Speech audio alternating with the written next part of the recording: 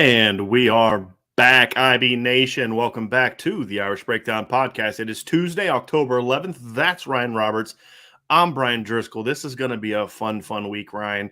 And we're going to talk some Stanford, right? Notre Dame has another game coming up. It's a chance for Notre Dame to win their fourth game in a row. Certainly been a much better month than how things started. Is what, a little over a month ago yesterday, is when Notre Dame most recently lost. I don't even want to say it anymore, but they've won 3 in a row. This is there's so many opportunities for Notre Dame against Stanford. Number one, you can get another win. If you look at the matchups this weekend, there's a lot of opportunities for teams ahead of Notre Dame to lose, potentially jumping back in the top 25, which you can do with a convincing win over Stanford.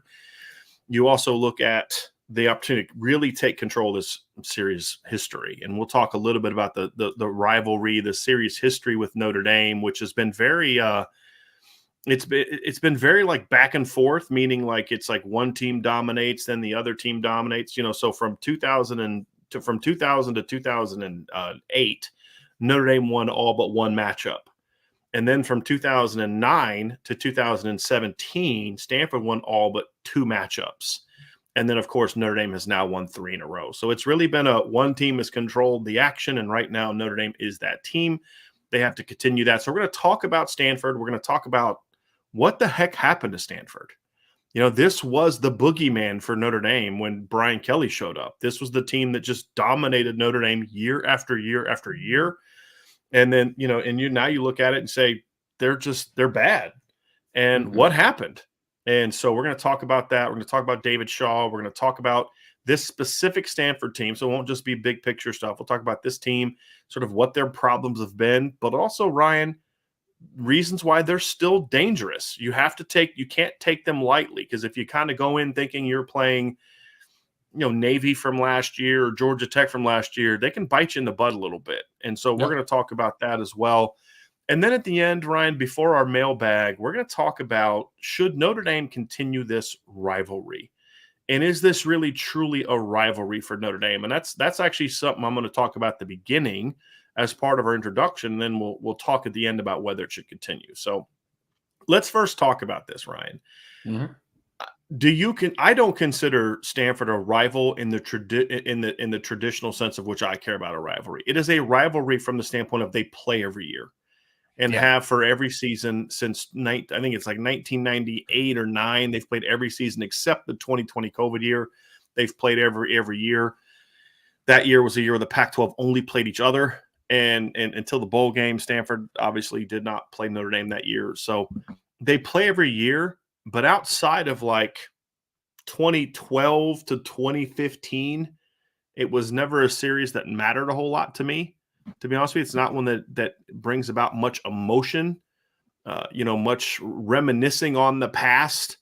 You know what I mean? Like, to me, it's just not a rivalry that I care a lot about up until the last decade, when it became important to me, Ryan.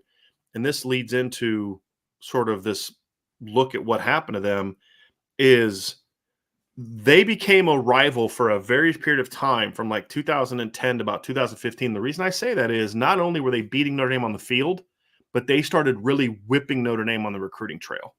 And you think about some of the players that Notre Dame has lost to Stanford over the years, including the son of a former Notre Dame great who was a first-round draft pick, and Tom Carter. His son went to Stanford, became a pretty darn good defensive back. They lost Justin Reed. They lost I'm trying to remember the other safety that was part of that class. First name was Ben. I'm trying to remember his last name. They played safeties together. Obviously lost Paulson Adebo in recent years. There's been so many losses over the year. Foster Sorrell, that they've lost to Stanford on the recruiting trail. And for a period of time, early in Brian Kelly and David Shaw's tenure, because they arrived at their schools as head coaches a year apart. Brian Kelly 2010, David Shaw took over in 2011, although he was their offensive coordinator since 2007. And, I mean, if you were really a national prominent recruit, for the most part, a lot of them were picking Stanford. That obviously has changed recently, but that's about the only time I really felt like this was much of a rivalry. It was more about when they started beating Notre Dame on the recruiting trail relatively consistently. Josh Garnett's another one. Andres Pete is another one that Notre Dame wanted that Stanford beat him for. Thomas Booker. There you go. Yep. That's one of the fewer recent examples, but he's around the same time as Paulson Adebo when Stanford was still able to kind of go get guys. It's Yeah. strange. It really is, bro. I mean, so based upon everything you just said, though, I would push back and say and agree with you that I don't think it's really a rivalry, because I think it's only a rivalry when Stanford's relevant, right? And like, okay, that happens from a period of time there for a little bit, but I think that rivalries for me, they stand the test of time, right? No matter what, if a team's bad, a team's good, there are always those games that you look back on and say, no matter how bad the opponent was, they still came and gave you their best. You know, that's what we talked about with like Texas and Oklahoma, right? Which is one of the historical rivalries. But it's even when Texas is bad, you know it's going to be a good football game. When Oklahoma's not great, you know it's going to be a good football game. That was not the case this season that we just kind of saw in the Red River Showdown, I guess is what we're going to call it baby. now. Red River Shootout. Oh, shootout. Sorry. Red River Rivalry is actually what it's called. That's actually what it's called. They called it this year the Red River Shutout. Yes. Yeah. It really, oh man, it was an ugly, ugly football game. But for me, Stanford is not a rivalry game, because I don't think it's been like a series of Notre Dame dominates and Stanford dominated for a couple of years, and then Notre Dame is now back to being the higher level team. I don't think there's enough consistency from Stanford in that sense of being a legitimate contender. I mean, like, Andrew Luck is not walking through those doors anytime soon, right? And it's a scarce team as far as talent wise, which we'll get into a little bit. But in a few spots. I should reverse that. There are several NFL players on this team, but there are spots that are in serious need of retooling as far as talent wise. But I don't think that this is much of a rivalry, because if it went away, I wouldn't care, right? Like, that's the biggest thing with a rivalry right there. There's no emotion to it, right? No. Like, when you go to these games, and like, even when Stanford fans tried to talk trash, like early in the last decade, they were just so bad at it that you just didn't even care. You know, it's like, whatever, dude. Yep. You're Stanford. You know what I mean? Your mascot's a tree. You know what I mean? And Brian, it's like, and one of my favorite memories from recent years, or from the last, I guess, 15 years, if you're a Notre Dame fan, is when they stopped Stephon Taylor on the goal line in that Stanford game, right? But even though that was a great memory, it wasn't because they beat their rival Stanford. It was because they beat a good football team, right? Like, so I think that I somewhat disagree, because I do believe that 2012 victory over Stanford vaulted Notre Dame, because I think that's the period where I felt like it was the closest it had ever felt to a rivalry. And here's what I mean by that. You know, that Notre Dame team, you got to remember what they were coming off of. That team was coming off of back-to-back 8-5s under Brian Kelly. Then they were 6-6 and 7-6 the 2 years before. So like, the fifth-year seniors on that team had never played in a game where they had beaten Stanford. So just the path to getting to where that team wanted to get to, it had to go through Stanford. And so I felt like I felt like beating Stanford in that game gave that team confidence that, hey, you know what? We're pretty good. Because Stanford, and the other thing too is, you got to remember, Stanford had destroyed Notre Dame the 2 previous years. It was 28-14 the year before, but not really competitive. And then it was like 37-10 in 2010. The last time they played on Notre Dame's home field prior to the 2012 game, Stanford destroyed them with Andrew Luck. Yeah. So you look at it, and from that regard, Ryan, it was kind of like, you know, that was the giant you had to slay. You know, it is basically kind of what like, you know, like Clemson is to them now, or what Ohio State is to them now. At that time, that is the dragon that Notre Dame had to slay. And so, but again, it was only for like a short period of time, because they, you know, in 2009, they were, you know, they had a nice year in 2009, Stanford did, but it was like they were just kind of ascending. You know, they really weren't, like, they went like 8-5. And remember, they had that really competitive bowl game against Oklahoma. They had beaten Notre Dame in a shootout at the end of the year, where it was the last game of Jimmy Clausen's tenure, where Jimmy just kind of comes out and just rips them up, throws for a bunch of yards. And, you know, but Stanford still wins because Andrew Luck also threw for a bunch of yards, or, you know, had made some big plays, I should say. And they ran all over them, had Toby Gerhardt at running back. You know what I mean? So, like, but they were 8-5. And it wasn't until the next year, Jim Harbaugh's last year, when Stanford went 12-1 and really broke out, you know, beat Virginia Tech, who was okay in the Orange Bowl. And then 2011, Stanford took another step with Andrew Luck, decided to come back, you know, play with David Shaw, beat Notre Dame at the end of the year, and then played one of the best bowl games I've ever seen in the Fiesta Bowl against Oklahoma State. The team that should have been playing LSU for the national championship that year, in my opinion. And Oklahoma State beat them in a 41-38 game. And by that time, Stanford had emerged as a dominant program. Like they were even better than what Clemson was going into 2016. Now they hadn't made the playoff because the playoff weren't a thing then. But my point is, like, they were like an elite team that was kind of like knocking on the door. You know what I mean? And like they had some big wins over Oregon. And at the time, if you remember, Oregon was a team that was playing for championships, you know? And so they were just a really, really good football team, Ryan.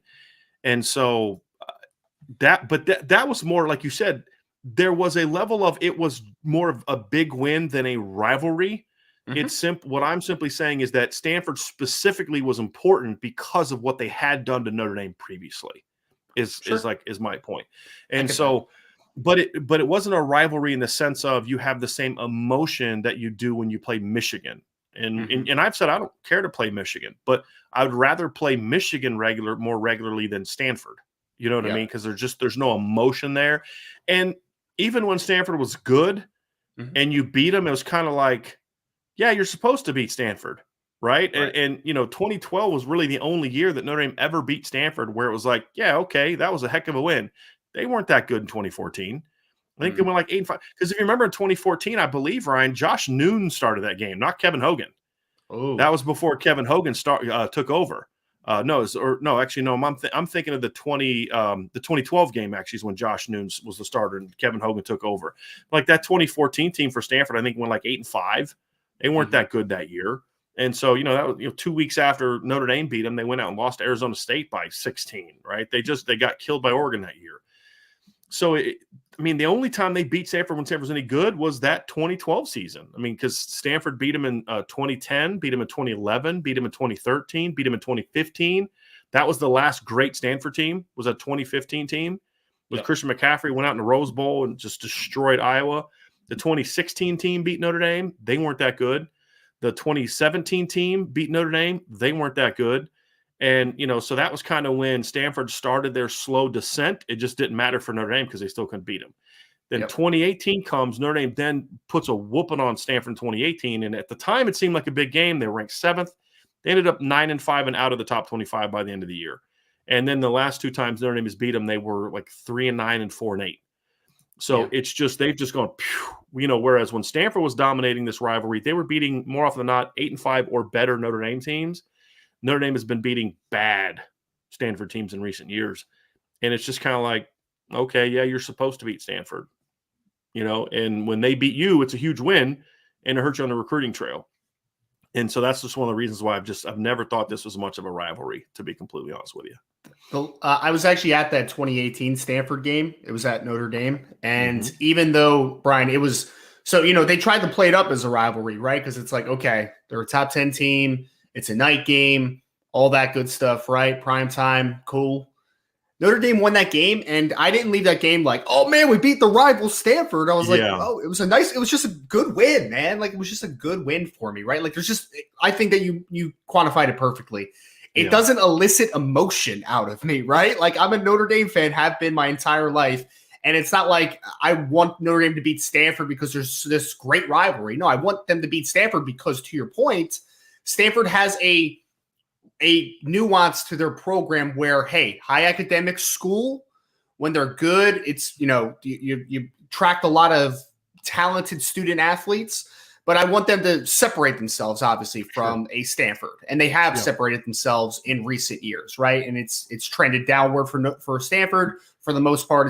It's trended upward for Notre Dame. So I just think that separation has even furthered the fact of like, hey, because honestly, if Notre Dame beats Stanford this week, you're going to say, okay, good job, Notre Dame, nice win, right? You're not going to go like, wow, that was a gigantic win against a great rival. Like, that's not where it is at this point, right? Like, that's not where it is anymore. And I feel like Notre Dame gives them a platform that they otherwise wouldn't have as a football program. And that's another part of it. So, like, when they beat Notre Dame, it's like, wow, like there is another option out there in nicer weather than going to Notre Dame if you're a high academic kid that wants to play big-time football. Right? Because, Duke's a great academic school. Northwestern's a great academic school, but they're not very good football programs and never really have been. A year here, a year there. They're just not great football programs. Stanford gave them a chance to, hey, look, if you're a California kid, and not only were they beating them for California kids, they were going down to Texas to beat them for kids. They were going out, which is always why I felt like Notre Dame should be able to have more success in Texas. Mhm. If Stanford go down to Texas and get Caden Smith, and go down to Texas and get Paulson Adebo and Michael Wilson, and for a moment Marvin Mims, because he committed to Stanford originally anyway, why can't Notre Dame get these kids? And that's why I've always felt Texas was there for the taking, because there's a lot of kids in Texas that care about going to a place where they can win championships, but also, or compete for championships, but also play big-time football at a big-time academic school, and Stanford gave them that option. And if Notre Dame could have been better, they'd start having success there, which is, again, why I think Notre Dame is starting to have more success there, and why it was important for this staff to start focusing on that state more than they have. When we talked about this during the Braylon James recruitment, right, Brian? I mean, Braylon James, top 100 wide receiver in the 2023 class, he considered Stanford heavily. Like he had good opinions on Stanford. I know Michael Bell, was considering Stanford there for a little bit. So to your point, yes, there are some Texas players that, I mean, I feel like more than ever, especially after talking to Bertram Berry, that was a Texas guy as well, the reach to get out of Texas is kind of there for a lot of Texas players, which is kind of interesting to just kind of maintain. But to your point, we had Rod Babers on the show this summer, Ryan, who played at Texas, lives in Texas, does radio in Texas, and he said the same thing. Like there are areas where there's a pull to stay in state, but it's not like it is maybe in the Southeast. There's more of a push to say, hey, look, go expand your horizons. Go do something different. Don't just stay in this town, for the rest of your life. So exactly. Yeah, correct. So it's not even just coming from a Notre Dame guy who clearly that was his experience, which was awesome interview, by the way, yesterday. That was phenomenal. He was great. You guys were great. But also a Texas guy who went to Texas is saying that, which gets to the point. But I don't want to get too far off the point of Stanford. So I just feel like it's not a game that I necessarily care about having. And like I said, somebody made a great point. Salty Virginia Peanut said a game is a true rivalry when you can go 1-11 and still feel good if the sole win is against the rival. And point. Did anyone care that in 2007 the 3-9 Notre Dame team, one of their wins was over Stanford? Nobody cared. Yeah, nobody cared. Because it's like Stanford sucks. Now, had they gone out and beat USC that year instead of getting absolutely curb stomped, would that have kind of, hey, we sucked that year, but we beat USC. Right? Yeah. That would be a thing. That would be a thing. But we still beat Michigan. That would be a thing. I mean, Brian, there's still that Notre Dame account that tweets out it's been X amount of days since USC beat Notre Dame, right? It's just it's just funny, man. Like that's a rivalry. I haven't seen that with Stanford because it's been a while. It's been a while since Stanford's beat Notre Dame. But here's the thing about this. This is a team that part of the only reason we're really having this conversation is because of what Stanford has become the last 5 years. I wonder if Stanford would have maintained their excellence. I think we'd be singing a different tune because then we'd have a full decade worth of just big-time games between big-time teams. And I think a real rivalry would have started. And again, we're defining rivalry from an emotional standpoint, from an impact standpoint, from it's a game that matters standpoint, from a fans having emotion about it. If Notre Dame and Stanford were just constantly battles of top 10 to 15 teams, I think maybe it could have changed, but because they have fallen so fast and so hard, it's almost like, well, okay. When you think about what we were saying last week before BYU game, you win this game and you're going to go on a roll between now and Stanford. And who's the team that you say maybe you stub your toe against? It wasn't Stanford. It was Syracuse. Yeah. I mean, that kind of says a lot about where you're at as a program. And I don't see it changing, to be honest with you. Not right now. I don't see David Shaw doing the things he needs to do to get them back on track. And that leads us to a discussion about this Stanford team, Ryan, because, they're 1-4. I will say this in praise of them. They have not been overly competitive from an outcome standpoint, but they have been competitive in regard to how they go about their business. This is at least a team that plays with a little bit more fire. I'm sure maybe a little bit more physicality. They're not a very physical team. Somebody had said that they watch them play and they said they're still real physical. I don't see that. I don't see vintage Stanford. I'd say try hard. The try hard is there. They didn't quit. Like there was times last year, Ryan, when you watched them in November, where it was just so obvious that team had quit. I mean, it was so obvious that team had quit. I mean, we've talked about this. Their last 4 games, 52-7 home loss to Utah, 35-14 road loss to Oregon State, 41-11 home loss to Cal, in a 45-14 home loss to Notre Dame. Yes, USC beat them by 13.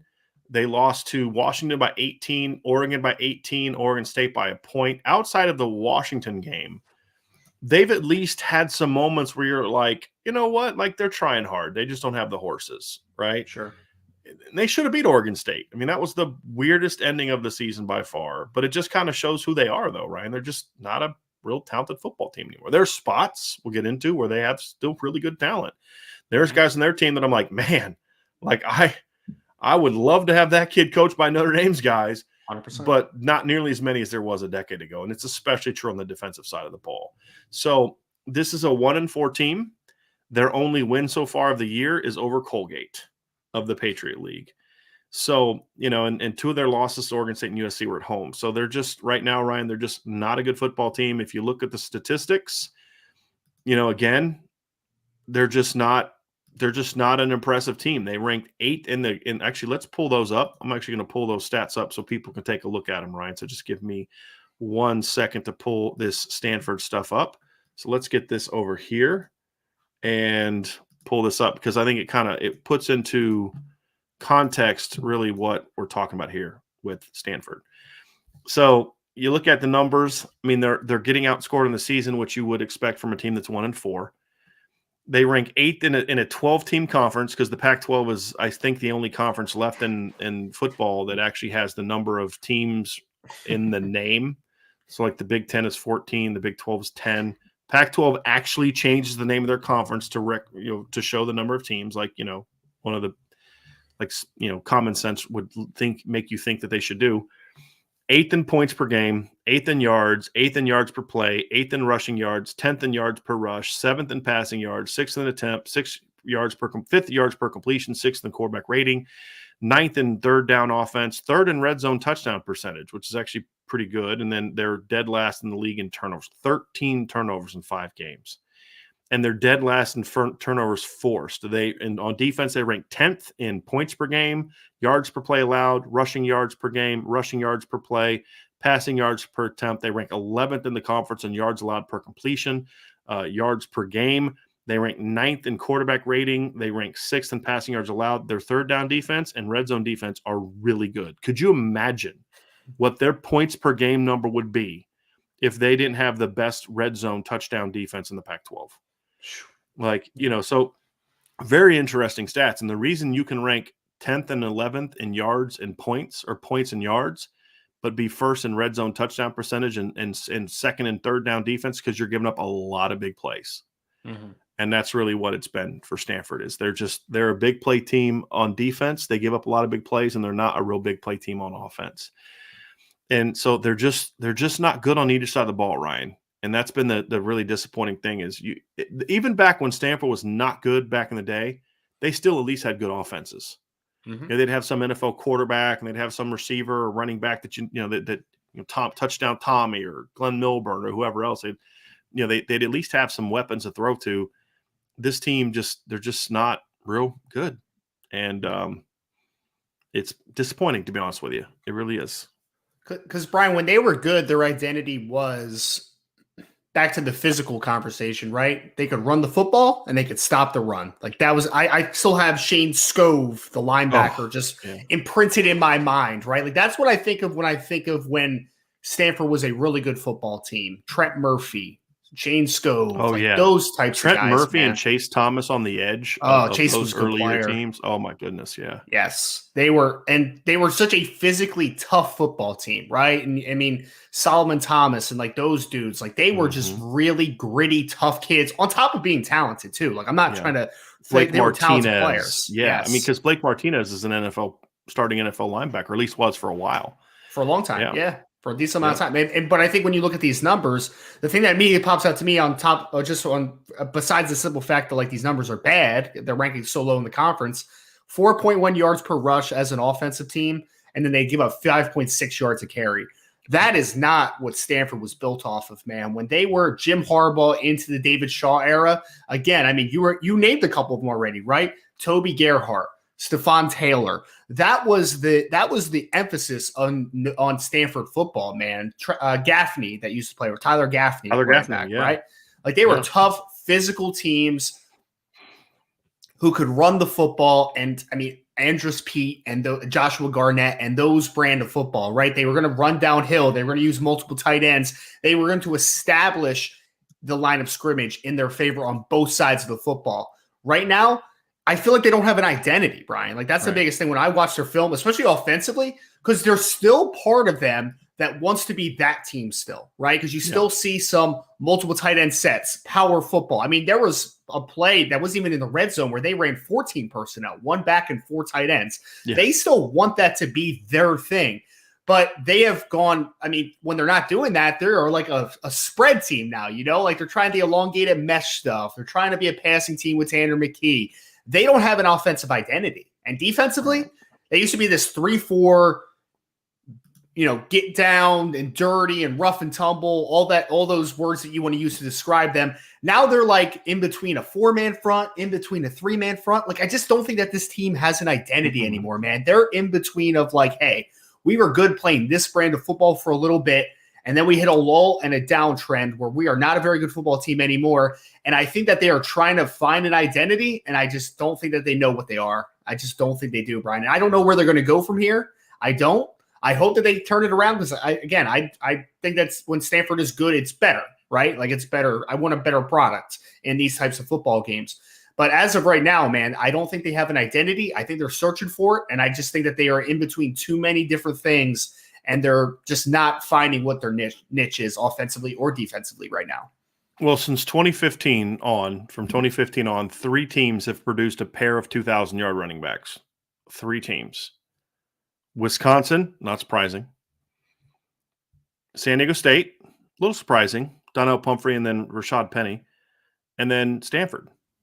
Mm-hmm. And so you go from that to, and then, you know, Toby Gerhart at 1,800 yards. I mean, they've had some dudes put up some yards, right? I mean, Toby Gerhart had over 1,800 yards. I still feel, somebody had said this in the chat as well, Ryan, that Toby Gerhart should have won the Heisman in 2009 over Mark Ingram, and I agree wholeheartedly. He was fantastic that year. Yes, but the award goes to the best skill player on the best team or one of the best teams, and Stanford was 9-5. But Toby Gerhart was absolutely brilliant that year, scoring 28 touchdowns.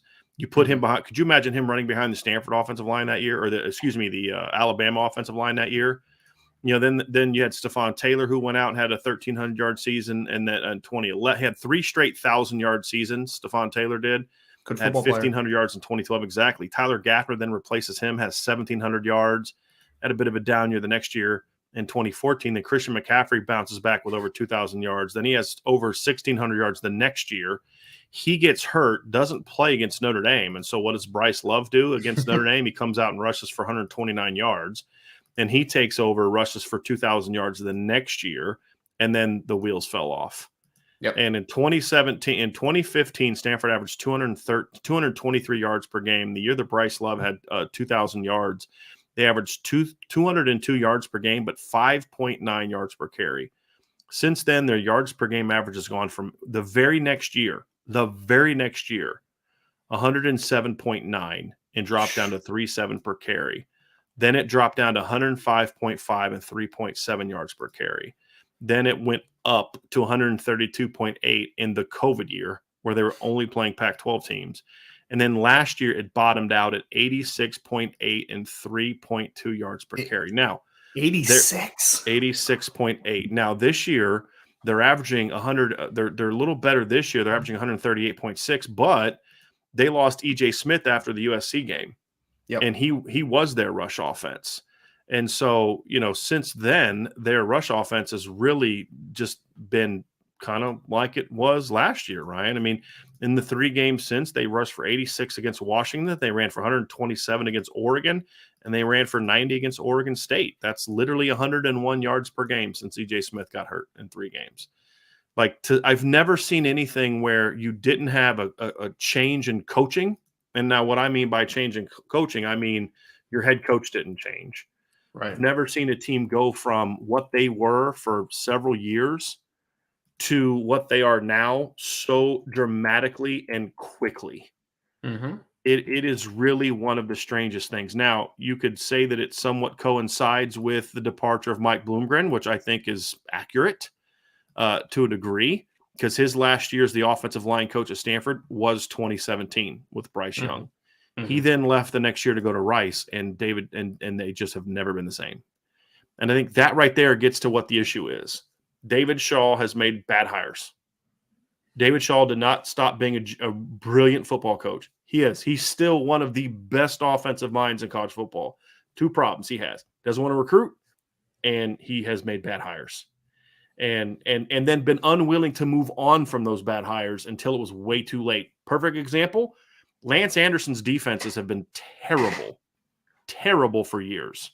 Yep. And they just don't do anything about it. I mean, this is a team that, that played great defense, Ryan, for years. I mean, really, really good. I mean, 4 out of 5 years from 2010 to 2011, they held teams to under 20 points a game. Now, keep in mind, that was in a league with Oregon and Chip Kelly, and then Oregon and Mark Helfrich, and also with USC and several other really good offensive football teams. Steve Sarkisian was at Washington, and they still held opponents to under 20 points per game during that time, Ryan. And here's what they've done in they gave up 22.7 in 2007 and then 22.9 in 2018. Right. And their defensive coordinator for a number of those years with David Shaw was Derek Mason. Derek Mason was their defensive coordinator to 2013. And then Lance Anderson was kind of able to somewhat keep it going during the stretch where the Pac-12 wasn't good. But then 2019, the bottom fell out again, just suddenly. They went from 20.4 in 2016, 22.7, 22.9 to then 29.8. 31.7, 32.4, and they're at 32.8 this year. How do you have a defensive coordinator that makes Brian Van Gorder's defense look good, who has given up at least 29.8 points per game in 3 straight years? How does he still have a job? And I don't say that lightly because, I don't like really advocating for people to lose their jobs. But this is, I mean, it's how is that guy still your defensive coordinator? You're not recruiting on defense. Your defense is terrible. And he's been unwilling to make the changes necessary to get the program turned around. And I think at the end of the day, that plus his unwillingness to just really get after the recruiting trail are big reasons why this program is bottomed out the way that they have. And I think that those things are proven by the recruiting article that came out this morning, right? Where you're looking at it, you're like, okay, a couple years, recent in the last 5, you're like, okay, number 19 in the country, number 20 in the country. That's good. But then they'll follow it up with the next year going 43rd in the country or something like that, right? Like there just hasn't been consistency on the recruiting side. And again, I mean, Brian, you just mentioned it, right? You mentioned Oregon when Chip Kelly and Mark Helfrich was there, right? Yeah. Stanford created the blueprint to stop them, right? Like they created that, man. They couldn't always do it, but if you were going to do it, there was a way to do it. And yes, you're correct. And we've talked about that in this show, Ryan. We've referenced that as a blueprint for how Notre Dame needs to attack certain teams, is what they did to Oregon. Yep. And it is such a weird trend of how quickly this is kind of bottomed out, to your point, right? It's just, and I don't know what's next, Brian. I mean, that's the big thing, right? Like we could talk about, maybe you make a couple coaching changes and you get back on the recruiting and do all that type of stuff. But at the end of the day, I feel again, and I mentioned this already, but like I feel like there is a identity crisis in Stanford right now, man. Like, I don't think they know who they want to be. I don't think and part of it is that they maybe don't have the necessary tools to be what they want to be anymore. The support from the institution is not good. Yeah. It's because they don't care. The institution doesn't care. They only care about football being good when they get paychecks. But Stanford is a lot like Notre Dame. That is a school that has zero problem raising money. Stanford will never be short on money if they want it. It's just, I just don't think they care. I mean, and the fans are incredibly apathetic. Yeah. And they were that way when they were good, so, they're not going to do the things to support the football program in this changing. I mean, it wasn't until within the last year that they would even allow kids to visit as juniors.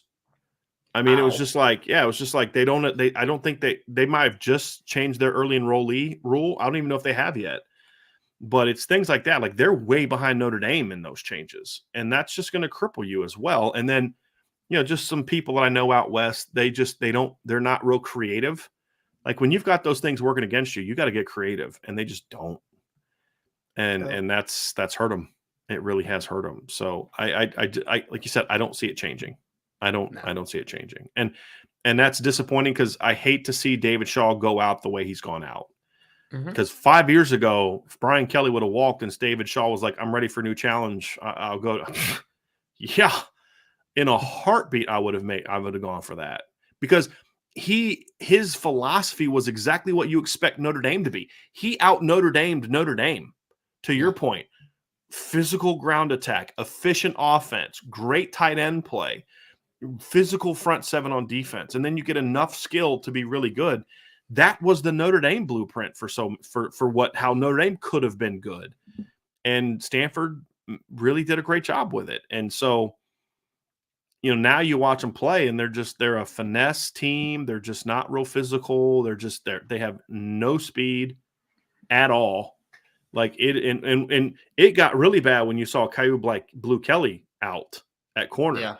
Yeah. It got now you're like, oh my gosh, boy, it's really bad now. So anyway, that's our kind of just overall thoughts on Stanford.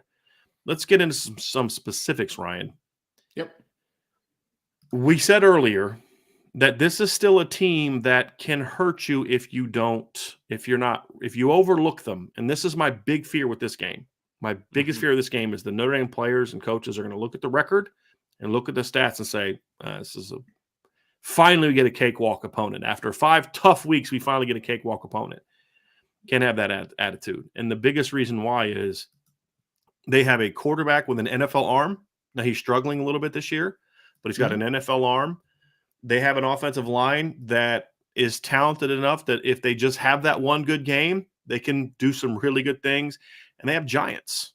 They have giants on the outside, and so you don't have to be like their size at receiver is as good as any team in the country, and tight end.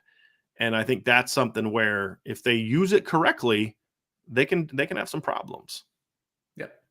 Well, that passing game in general, Brian, because I'll talk about Tanner McKee in a second, but to your point, man, Benjamin Urasek is one of the best tight ends in college football, and he doesn't get the conversation. He doesn't get the consistent production because of the inconsistencies that are in this passing attack. But he is a really good football player, folks. Like Urasek is a player where, Brian, like when they were struggling to give him the football, we talked about it before the show. They gave him an end around. He went 50 yards, right? Like he's third leading rusher with 1 carry. It's insane, man. So who gives a tight end an end around and it goes for 50 yards? It's crazy. Everyone talked about the Brock Bowers end around, but Benjamin Urasek in his own right is a pretty athletic kid, man. So he's a good football player. Elijah Higgins is a big, tall, athletic kid who is very inconsistent, but a talented wide receiver. Michael Wilson, Brian, who's had problems with injuries over the last couple of years. Yeah. He's playing good football this year, man. He's playing healthy. good football. Healthy. Yep. Bryson Tremaine. They got a couple guys out there that are guy that was hurt. I can't believe he's playing, Ryan. I can't believe Bryson Tremaine is playing. Like his injury, what was it? He broke his ankle and leg. Like he broke a bone in like different spots. I'm like, this kid's career is over. Yeah. And he's back. He's playing well. You got Elijah Higgins, which is, if we're being honest, their base offense is looks like it's 11 personnel from what the guys are listed as. But Ryan, let's be honest, man, they're a 12 personnel team. No, not even that. Elijah Higgins is a tight end. Yes. He's 6'3", 234. They use him like an H-back. He's averaging 11 yards a catch. They use him like an H-back. He works the slot. He works the middle of the field. He blocks. They use him like he's closer to Tommy Tremble than he is Lorenzo Styles as a football player. Brian, great stat on him in the spring grades for the NFL when they went out and got measurements on kids. Last spring, I don't know what he weighs now, but Elijah Higgins was 240 pounds last spring. So to your point, he may be 240 now. He's listed at 234, but he looks bigger than that. He's huge, man. He's a good athlete for his size, right? He's a good football player. I'm saying this not to mock him. I'm saying this it's a good football player, but you've got to treat him in matchups like you would treat an athletic tight end. I mean, that's how they use him. And that's the point of what I'm saying. It's not to mock him, oh, he's big, and that's not what you're doing either. I'm just saying, like, these are not comments to say, oh, this guy's just big. It's that, look, these are big kids. John Humphreys was a pretty good football player for them last year before he got hurt. And he was their number 3 leading receiver last year. But before he got hurt, he was putting up some good numbers. He's not even starting for them now. He's coming off the bench for them now. So there's weapons to work with. The problem is they only have one type of weapon right now, and it's big guys they can throw it up to. And the other issue is they've had a really hard time protecting the quarterback. And that has been a big thing. And that problem is amplified by the fact that this is just a kid who's not really good at moving, right? I mean, they rank 117th in the country in sacks allowed per game. They've given up 16 sacks in 5 games. That's 3 a game. So, that's as many as Cal had. And there's a big difference to me, Ryan. The crazy thing is there's a big difference to me in the talent that Stanford has on the offensive line and the talent that Cal had. Cal does not have talent. They don't. They don't have good players. Stanford actually has good players. It's just they don't protect the quarterback. And it's really the weirdest thing because, like you said, the talent is there, but they gave up 5 sacks against USC. They gave up, 8 sacks against Washington. 8 sacks against Washington. The Washington film was some of the worst I've ever watched from offensive line, man. It was really bad. And to your point, Brian, like you'll see Jim Nagy from the Senior Bowl talk about Walter Rouse a ton, right? The left tackle, who's extremely talented. There's a reason that Notre Dame was recruiting him at one time, right? Like he's a very talented player. Miles Hinton, who has missed the last 2 games, but he's the starting right tackle for the team. I mean, he was a top 50 to 100 recruit coming out of high school. He was a dude. And when he plays, man, you see the talent. It's there. Like it is all to your point about like, hey, I wouldn't mind having a couple of those guys over here. Those 2, like if I want to get one, if Notre Dame could get one of those guys over to Notre Dame, like I'd be like, yep, cool. We'll work with Harry. Well, and we said that during the summer, Ryan. We said during the summer that, man, you put these kids with Harry Hiestand for a couple of years, and you're talking about high draft picks. Like you and I were talking before the show, and you're like, Walter Rouse is just not a good football player. Not right now. But you see height, you see length, you see athleticism. Like you see you see a more athletic version of Joe Alt. Yeah. I mean, that's what you see from a skill set standpoint. He just doesn't know how to play, and he doesn't play with a lot of physicality. I think Miles Hinton plays with physicality. He's probably more physical than the 2. He's actually, to me, was their best lineman before he got hurt. Agreed. But even then, he doesn't play to his he is huge. It's like 6'7", 320. And Brian, I said this before the show, and I'm not going to back down from it, man. If he was in a good situation with a good offensive line coach, Miles Hinton would be a top 10 pick whenever he came out for the draft. The tools are there. I mean, if he was playing for Notre Dame and Harry Hiestand, to your point, that's what we'd be talking about, right? I mean, we'd be talking about, of course Blake Fisher's going to move inside the guard, and you put him and Miles Hinton next to each other, and then you've got the best right side of the offensive line in college football, right? And so, again, when we say there's not talent, this side of the ball is where they have NFL players. Yes. Like they have legit NFL players on offense. Now, the problem is a lack of diversity of skill set. And then the other problem is they're just not coached really well, schematically and fundamentally. They're trying to do this really they're trying to do like the long Wake Forest mesh. I know you've seen that, Ryan, and it's just like it just doesn't work because you have a really immobile quarterback. It worked a little bit early because teams weren't ready for it. But it hasn't worked as much lately. Well, and then the other one was losing E.J. Smith was the other thing that's really hurt this offense. Yeah, I mean, I was going to talk about that a little bit, Brian. E.J. Smith's a good football player. Losing him really hurt this run game because right now the offensive line, they do not work up to the second level very well. They do not. I mean, their combos are just stalling at the line of scrimmage, and then that's it, right? Like they're not creating a ton of movement. And to your point, Brian, I don't understand what they're doing with Tanner McKee because I like Tanner McKee's skill set for a vertical-based offense, right? Like play action. He has a good arm, and he can push the ball vertically. He's a tall kid, good base, all that type of stuff. But running that elongated mesh, man, he's running some RPO action out of it, and I'm just like, he has too long of levers, man. Like it's taking forever to get out. Like it's just not. Again, I think it's a lack of identity. They don't know what they are because they don't really do anything well. Like that's where it is. I thought that worked for the first 2 games. I said partly because of teams weren't prepared for it, but there was another reason. EJ Smith is a really smooth, decisive runner. Now, it's not a shock that the son of Emmitt Smith is a decisive runner, but he's really smooth. He's really fluid. You know, they would do these long meshes, and then all of a sudden he would take the ball and then just back cut it outside the back. The kids they have now can't do that. I mean, not even that they can't see it, they just physically can't do it the way that he did it. I think that's really hurt them now because the thing about it is, Ryan, outside of offensive line play, they just don't have depth. They lose a guy, and receiver play. Receivers where they have some depth, but again, depth of the same exact kind of dude. But you look at the running back, like they go from EJ Smith to Casey Filkins and then Caleb Robinson, and it is a big drop off. Because Casey Filkins was like a 3-star recruit or something when I looked him up.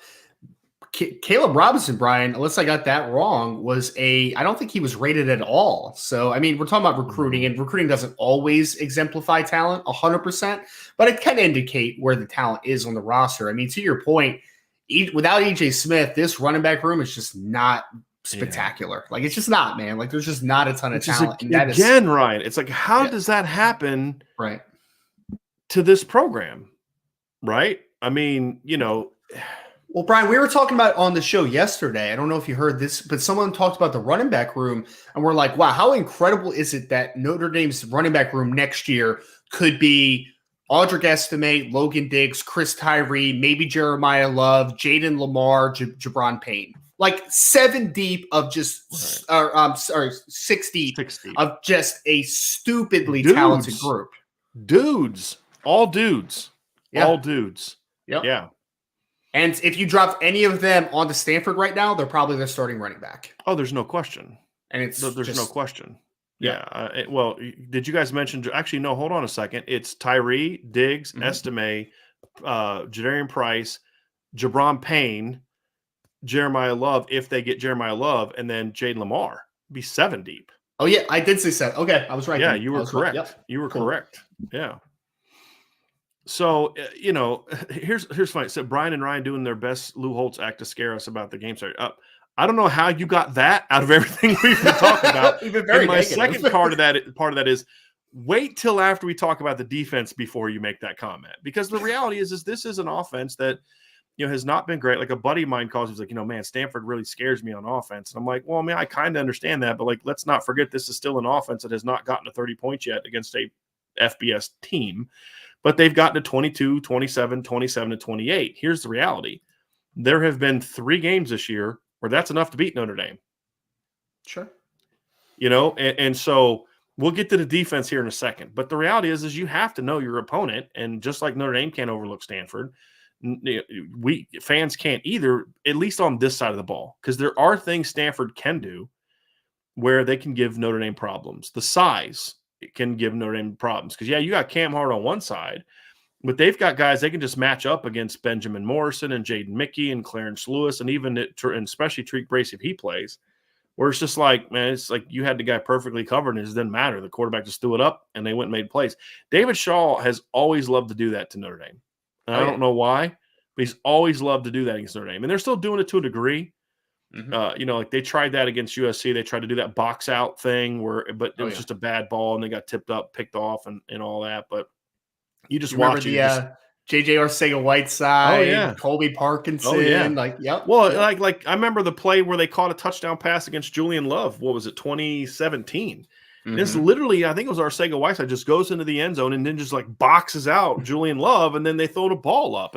But they also do a great job of matchups. I remember the 2017 game, also that game, where they got Caden Smith matched up in the slot against Sean Crawford and just went right at him. Well, that's a bad matchup for Sean Crawford, you know? And so they do a good job with that, and they have those type of weapons. David Shaw has always been really good about those type of weapons. And so, and then the other thing too is, you know, I mean, when you look at it, Ryan, also you look at this matchup and you say,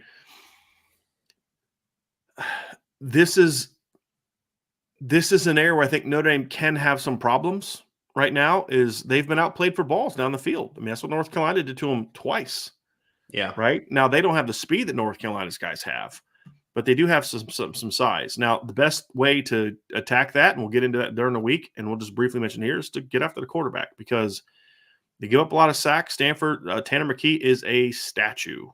He is a statue. I mean, after chasing Jaron Hall and Drake May and CJ Stroud and even Jack Plummer. I mean, Jack Plummer's very mobile compared to Tanner McKee. They're going to feel like they're going after, just like they're going to always know where he is. And that's going to should be a nice relief for Notre Dame this year.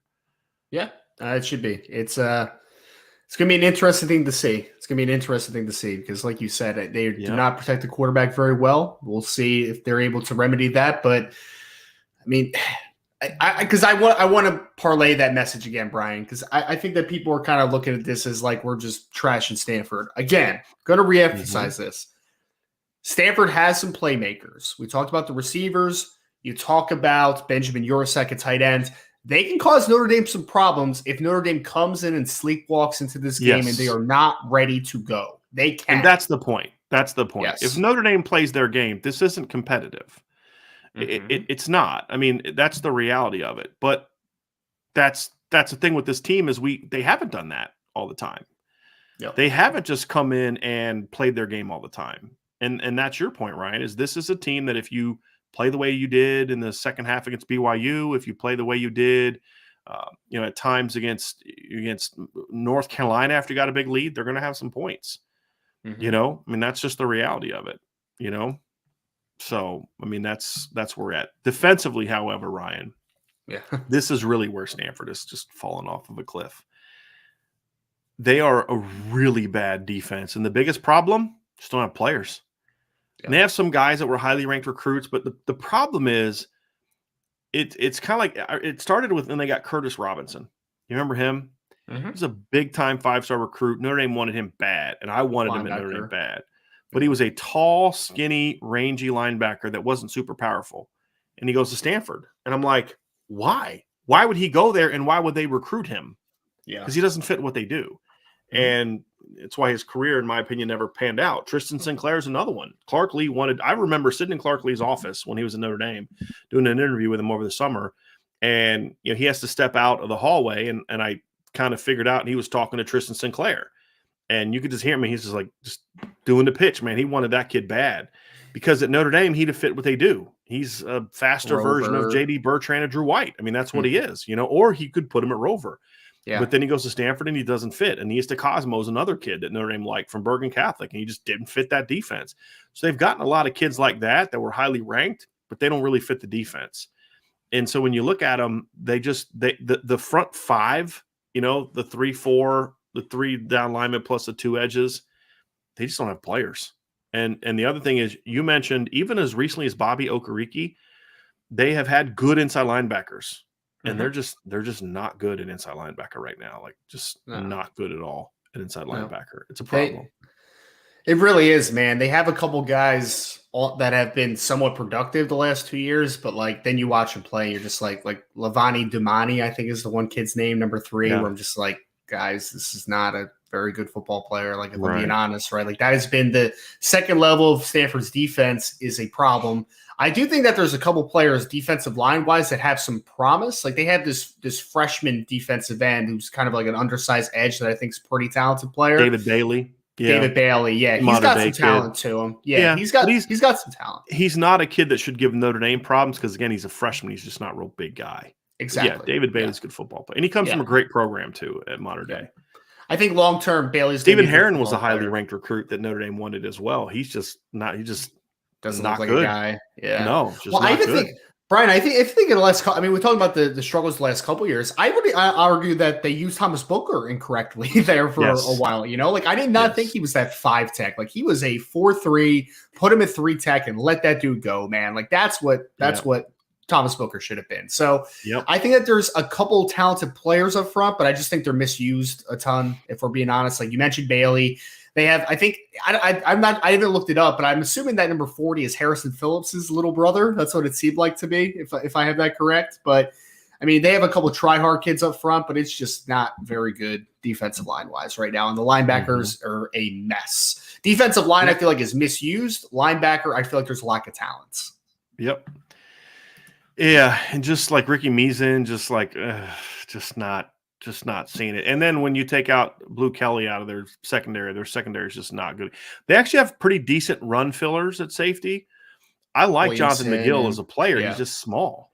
Yeah, that's the problem. He's a good football player. But when you take Blue Kelly out of their secondary, their corners are just Salim Turner Muhammad's just not a very good football player, in my opinion.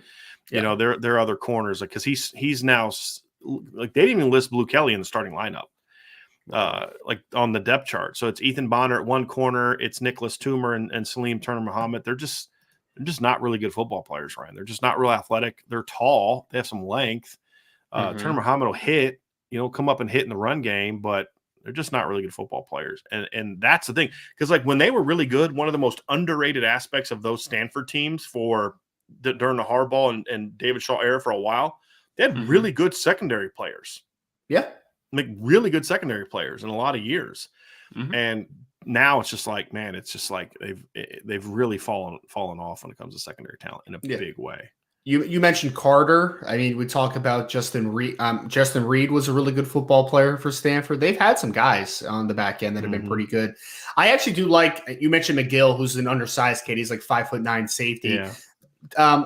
I kind of like Williamson a little bit. The other safety, I think he's a decent football player. They both have really quick triggers, and they're they play really hard. But to your point, that's what I said. They're good run defenders. Yeah, that's what I was saying. They're good run defenders. Patrick Fields is a decent run defender. He'll hit you. He is. They just can't run. I mean, because like I saw McGill like trigger downhill and come up with a lot of force, but then you're just like he meets the running back and it's just like kind of a stalemate and he gets run over a little bit because he's 5'9", 180 pounds. Right. I mean, this is what it is. So and that's Caillou Blue Kelly is a really good player though. Very good, but he's like I said, he missed last week's game and he's listed as I think questionable is what I saw most recently. But they put out a 2 deep and didn't even list him, so maybe it's an oversight.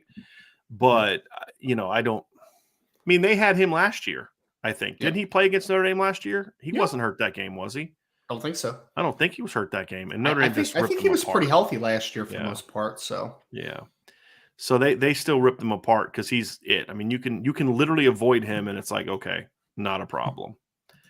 So yeah, he had 6 solo tackles against Notre Dame. So they must have had some balls on him. But anyway, Ryan, defensively, just the lack of athleticism has been a huge, huge problem for Notre Dame or for Stanford, really for a couple years now. But it's especially bad now when you take Blue Kelly out of that. And their defensive line, just the lack of power it has when they lost Thomas Booker is just – you can push them around big time. I mean, you really can.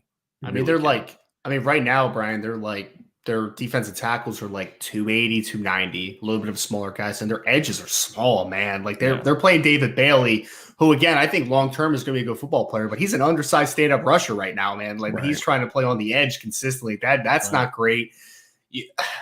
Linebackers, lack of talent, but then I also feel like they don't know how to use either one of them very well. If I'm being honest, it's just not great up front, man, and that's exemplified by. They're letting up 200 plus yards rushing a game defensively, right? Like they're doing that. And then, I mean, if there's ever a game for Notre Dame's wide receivers to break out a little bit, if Caillou Blue Kelly doesn't play or he's limited, man, I mean, you have to even with the struggling wide receiver crew, you have to like the options of one-on-ones against like an Ethan Bonner or a Salim Turner Muhammad. Yeah. Like you have to like those matchups for you. Yeah, I don't think the receivers are struggling right now for Notre Dame. I don't. And I think that was mentioned last night. I think lack of production doesn't always mean they're not playing well. I think it's been a lack. I actually think they've played 2 pretty good games in a row against North Carolina and BYU when they're getting the ball. They're making plays, Ryan. But, I think that the rushing thing too is they're not good against the run. But the 200 yards is a little bit misleading. They US Colgate ran for 159, but they were 4.1 per carry. USC went for 164, but they were 4.6 per carry. Washington went for 169, 5.3 a carry. So those aren't great numbers. And then last week, Oregon State went for 192 yards and 4.8 a carry. Now, Oregon State's rushing attack this year has not been as good as it's been in the past. No. They've only had one game so far. Like last year, for example, Ryan, they had 4 games last year under 200 yards the whole season. That was it. And then, so they've been a pretty good rushing team under Jonathan Smith. This year, they've only gone over 200 yards once, and that was 214 yards against Montana State.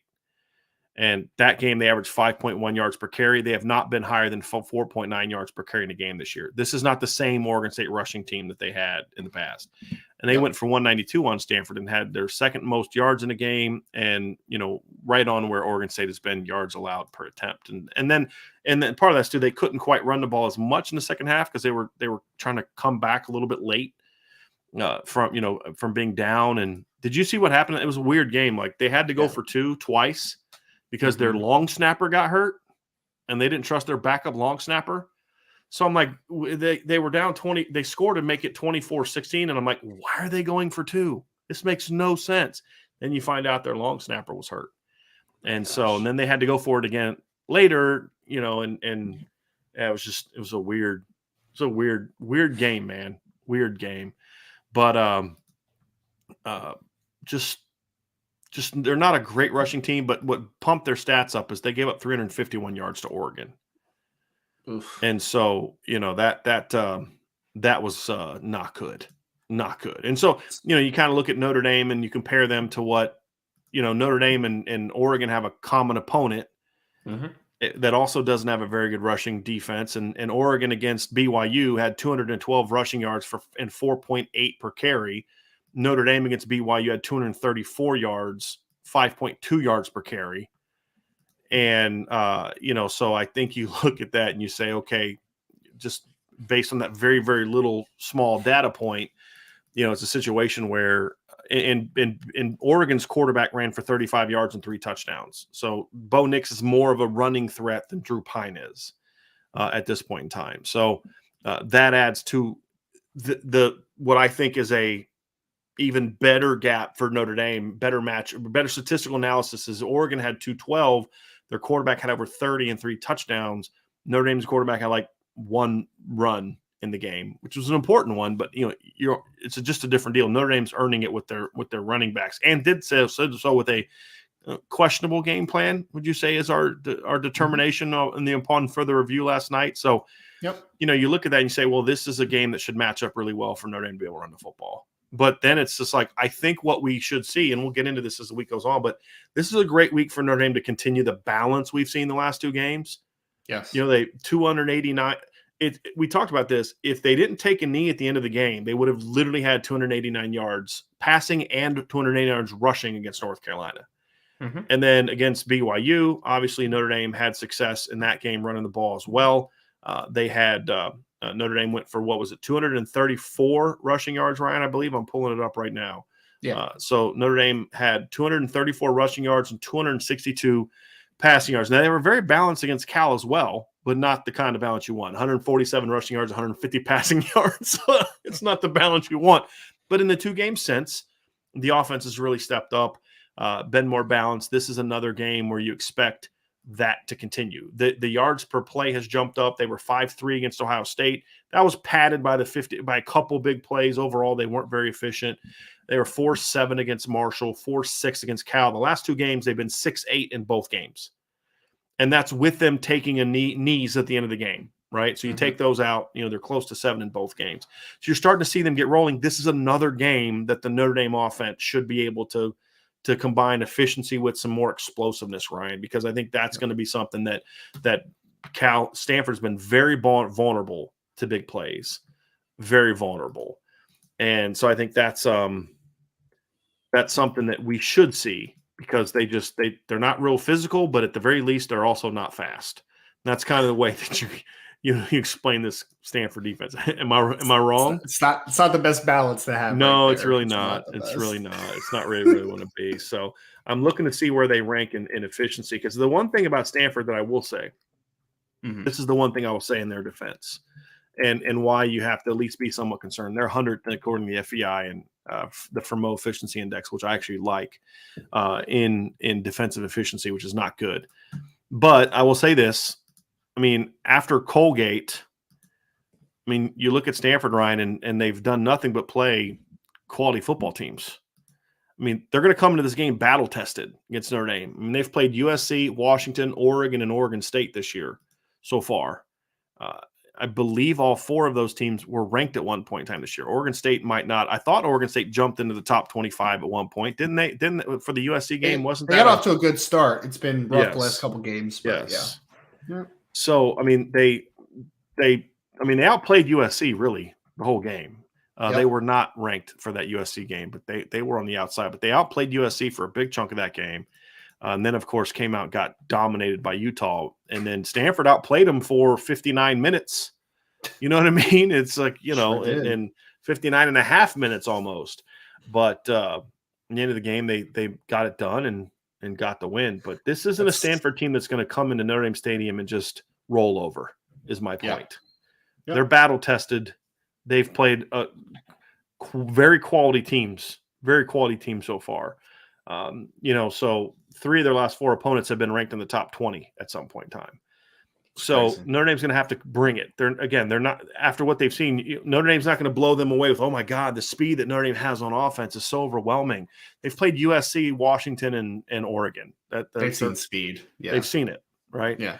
So, they're not going to be blown away by physicality because they've had to play, Oregon and Oregon State. You're going to have to execute. You're going to have a good game plan and execute. Now, if you do that, it should be a win for Notre Dame. I mean, let's be honest. This is a game they should win.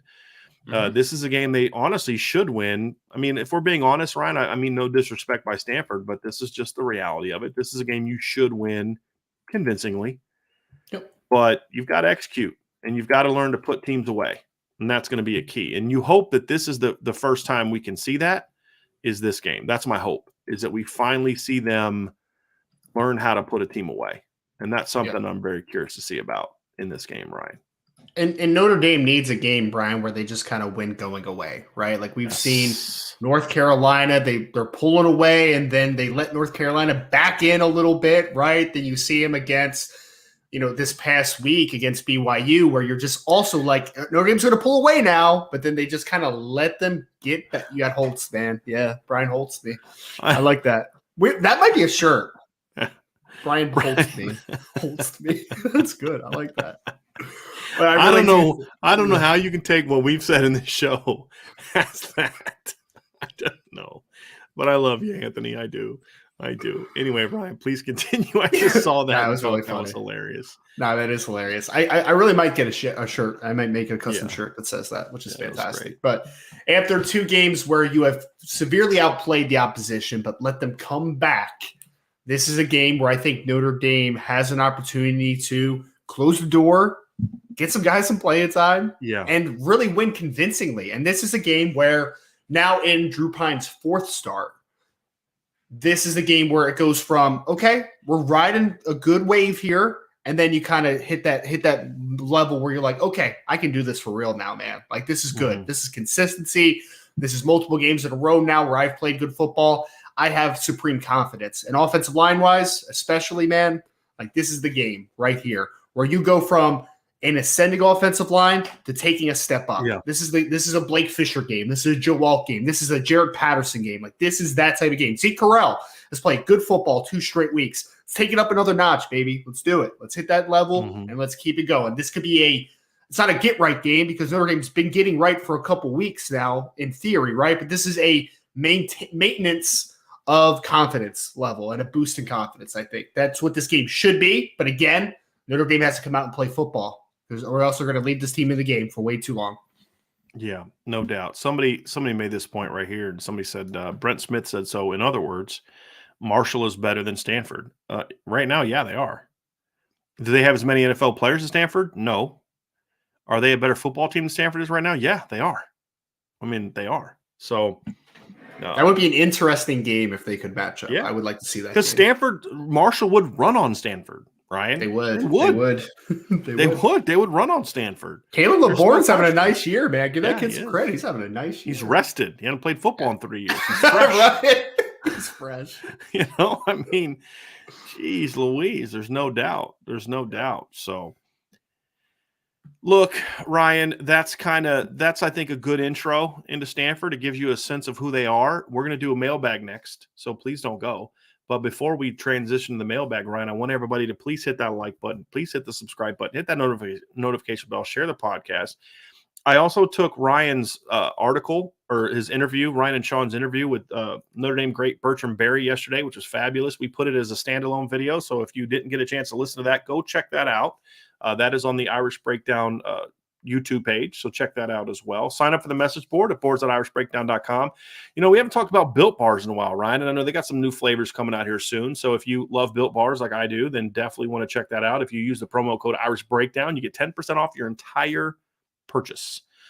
So you'll definitely want to take advantage of that as well. The merch store is hot and heavy. Ryan, you got a new notepad, right? So you got your Irish Breakdown notepad. You got your new gear. You got some coffee mugs coming, which you saw me drinking out of one of the coffee mugs last night because I don't drink coffee. There you go. Ryan's got the flag, right? Ryan's all merch. He actually was going to drape that over his shoulders during the show, but I wouldn't let him. He was like, I'm going to do this the whole show. Then we do have a blanket that looks a lot like that I know your wife uses that works real well there. So definitely check out the merch store. That blanket has transitioned from her couch blanket to an underneath the bedding blanket. Nice. In the it's bedroom. A really soft. Yes. It's a really soft material, but it also is warm. So I really like that blanket. There's no doubt. Our dogs love that blanket as well. So it's very comfortable. They love how kind of like laying on top of it, like having it on the couch and laying on top of it. And so, they very much like that. So check all that stuff out as well, everybody. And of course, make sure you're subscribed to and always listening to the Irish Breakdown podcast. Hey, we also had the new CFB podcast came out today. The guys from Sporting News.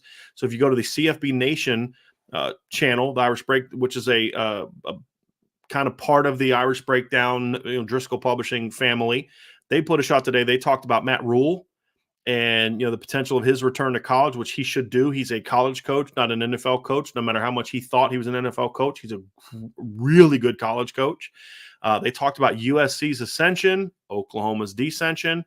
They also had a little chat about, Quinn Ewers versus Arch Manning in the future, which a lot of people are just assuming that when Arch shows up, Quinn Ewers is going to be out of a job and transfer and all that. And they discussed that today as well, as they also recapped kind of this past week's games. And then the issues that Alabama has at quarterback behind Bryce Young. So, yes, he'll be back, but what if he gets hurt again? They are a completely different team when Bryce Young's not out there. So, they talked about all that in today's shows, everybody. So make sure you check that out.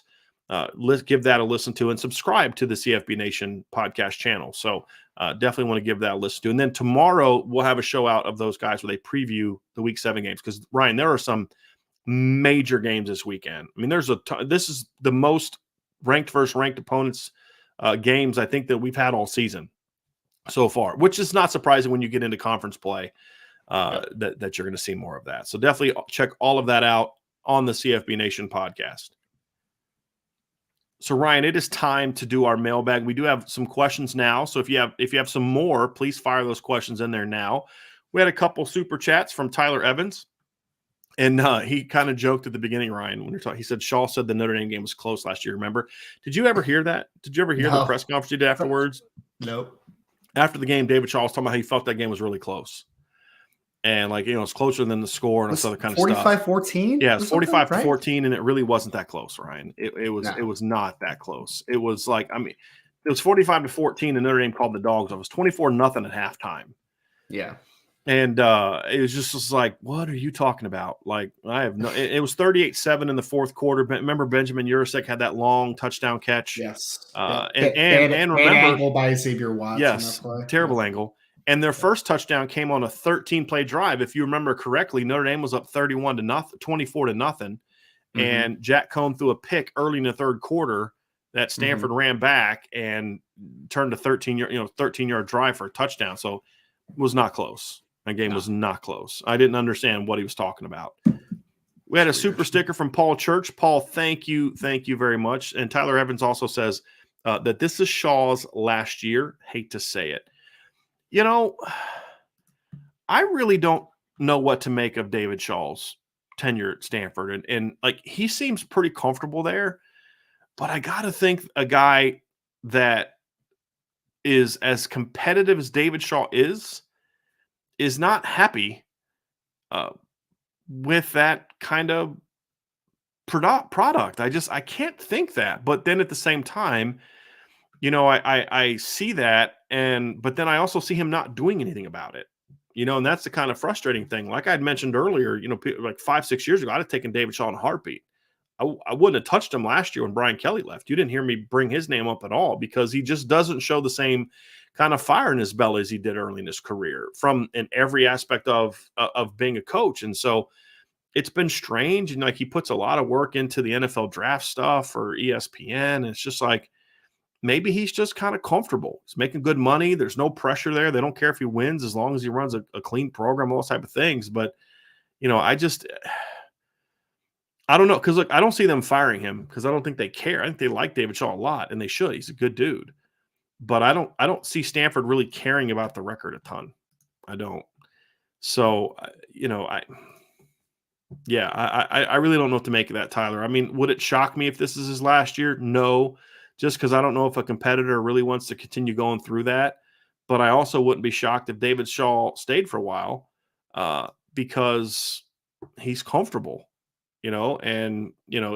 look, it's a good job to have when you're making millions of dollars. You can do other things you enjoy in the off season, and nobody really gives you any grief about your record. As long as you run a clean program, they don't care. That's a pretty good gig. Even in California with the cost of living out there, that's still a pretty good gig, So I don't know. I'm very curious about that one. Ryan. It's interesting, man. I mean, it comes down to what the standard is of the program, right? Like what they perceive to be the important aspects of it, right? If the committee and everything and all the people that run the show up there are content with just, having what's perceived as a clean program and good academic standards and meeting all those thresholds, like I guess I really don't know, man. I don't know what to think about it because I mean, if we're talking about the end all be all of winning games, then David Shaw is an easy person to just be like that. We need a change needs to happen, but we're at a point to your point. Who's going to make the change? Does anybody want to make that change? I just don't know if that's a thing. I don't know. Right. And I don't think there's any stomach for that at Stanford right now. I really don't. I don't think it's something that's important to them. Just being honest.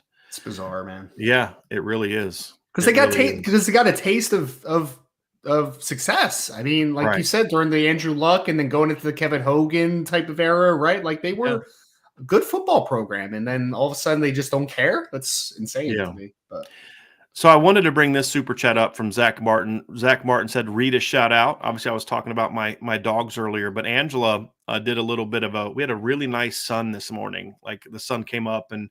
So she actually took a picture of Rita. She had several of the girls, but Angela loves taking pictures of the dogs. And this is Rita this morning. So you can see she's got her eyes are so much better, Ryan. Her energy's been so good. It's been great seeing her again. She was howling at Angela last night because she was hungry. Because she's on a like one thing she's doing to kind of help her me get back up. We're going to take her in on Monday. They just gave us like a 2-week regimen. We're going to take her in on Monday to get her looked at. But she's on a steroid that's supposed to help kind of with her issues with her blood and energy. And so it makes her hungry all the time. She has to pee all the time. And so I haven't gotten a good night's sleep in a couple weeks because Rita's always having to get up and go to the restroom. It's like you have a newborn baby. Exactly. This is why I don't have kids. But you can see now she got a little food on her nose. But yeah, her energy level's been great. But yeah, this is a picture that she took this morning of our girls. So yeah, she's doing great. But yeah, she was yelling at Angela last time. I'm down here. It was like we had just finished the show, and I hear Rita up there howling, and I'm like, okay, either Angela's not feeding her or Angela's dead, and Rita's freaking out about it. So I went ahead and checked and went upstairs just to make sure that it was the food thing. But yeah, she was hungry. Yes. Well, good thing it was the food thing. Yeah, seriously. I probably wouldn't be doing the show right now. You know what I mean? So right. Yeah. Salty she is. Yeah, she's on the performance enhancers. There's no doubt. So so that's our girl, and then our other one is Sadie is our other dog. She is what I forget what she's a Cairn Terrier, which is the dog that Toto was in The Wizard of Oz, and she only has 3 legs. So they were both rescues, And well, actually, they were both foster dogs because we had just lost our dog Brady. This was in 2016. We lost our dog Brady to cancer. And so I wasn't ready to have a dog again. And it was in the middle of the football season. So Angela was volunteering at the local shelter. And she volunteered to let us be foster parents for dogs. So you bring them in for a week until they find a home. So they don't stay in the shelter. And so we had Rita for about a month and a half. And then somebody said they wanted her. And we're like, no, we're not giving her up. Well, then they brought us Sadie the day they amputated her leg.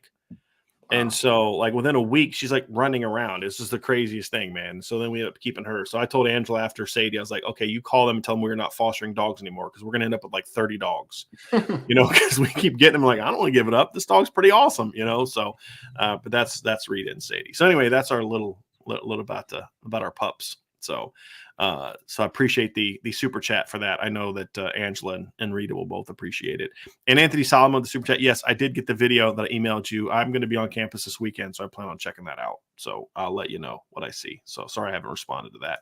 Mark 1. Hi, guys. Great show. Thank you, Mark. Was at the game. You can see Irish are playing a lot better. The Raiders stadium was electric. There's no doubt they're playing better. I mean, and that's like a friend of mine called today, and he was we were having a little argument. He was talking about the defense, how bad the defense has been. I said, no, the defense has been bad on certain plays, but the defense has played a lot of good football this year. Yep. I was like, you do realize they've yet to give up 400 yards in the game this year, right? Like, you do realize they've yet to give up like 30 points in a game so far this year, like in when it mattered. You know what I mean? I was like, they've given up some big plays in situations that have not been good. They've got stuff to fix, but Notre Dame's also done a pretty good job of keeping teams down. I mean, every team that they've played so far has been under their scoring average. Every team they've played so far has been under their total yards average. And every team they played until BYU was under their rushing yard average. Is Notre Dame perfect? No. Do they need a lot of work still? Yeah.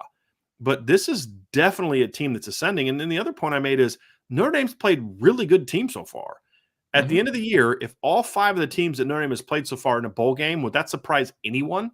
No. I would be more surprised if those teams don't make a bowl game than I would be if they make a bowl game. And so, yeah, they're a team and they're a work in progress. There's no justification for what happened against Marshall. We have never and will never try to spin it.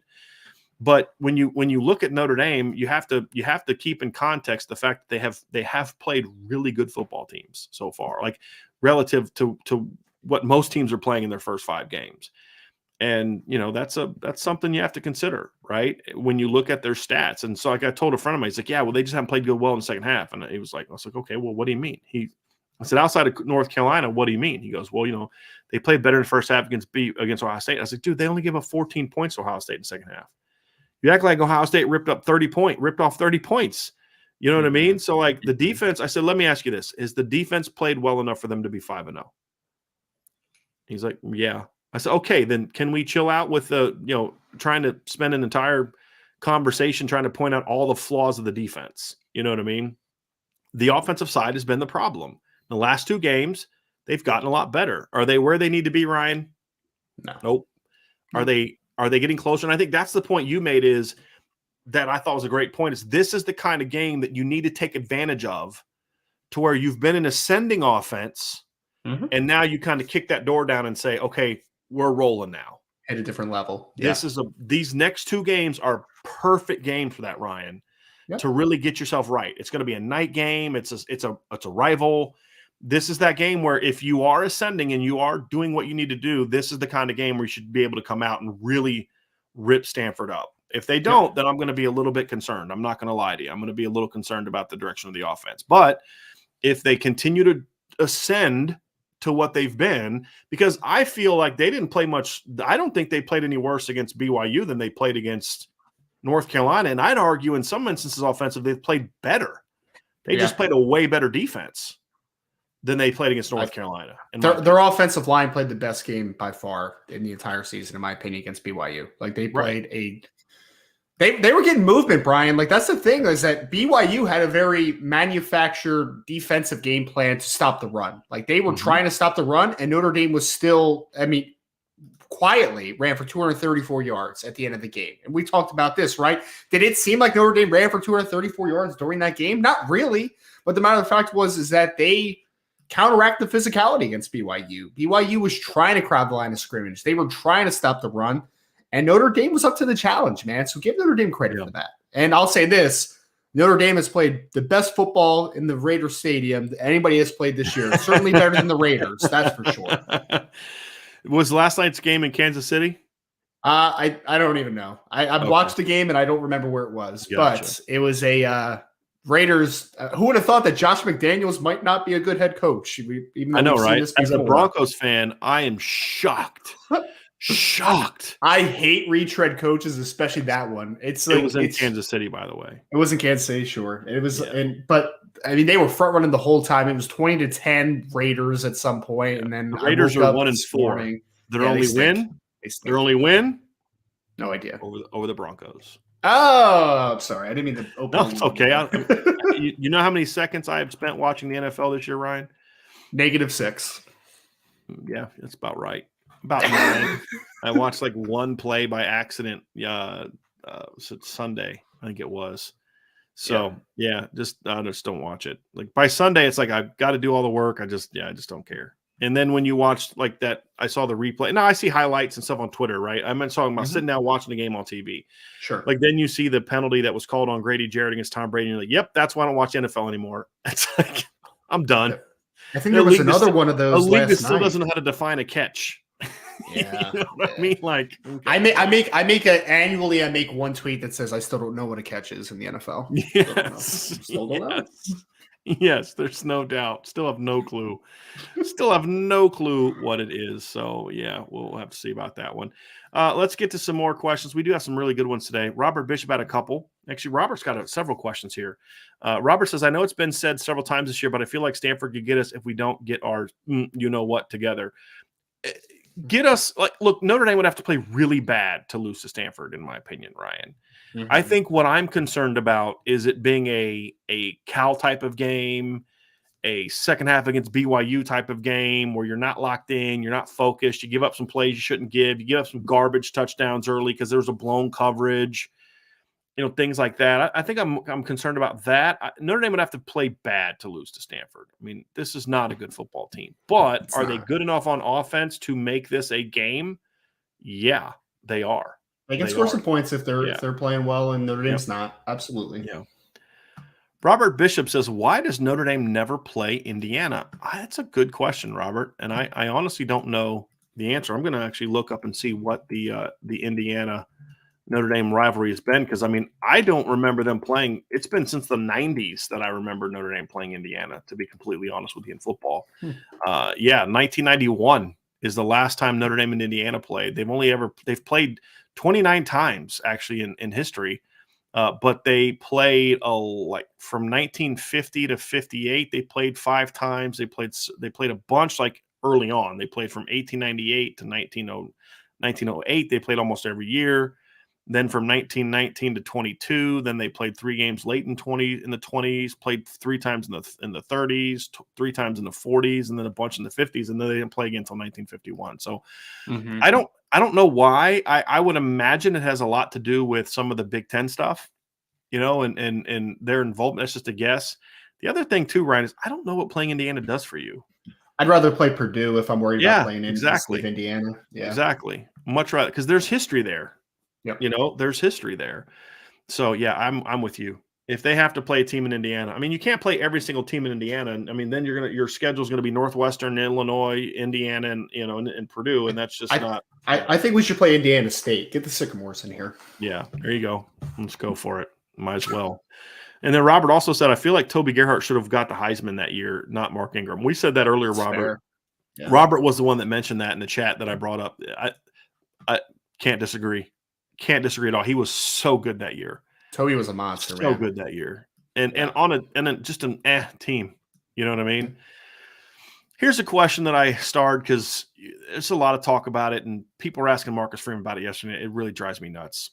Hulk Strongest says, "Can you guys give your honest opinion how would Drew Pine have done in the first 2 games? Notre Dame still would have been 0-2." I agree. I mean, look, guys. We said at the time that the only time they did anything on offense, it was because of Tyler Buchner. I mean, he was the only offense they really had the first 2 games. Did he have some bad misses against Marshall? Yeah. But you know what? They brought Drew Pine off the bench in that, and he hit a linebacker right in the chest. And let's not act like Drew Pine lit the world on fire against Cal either. Notre Dame had 297 yards of offense against Cal. 297.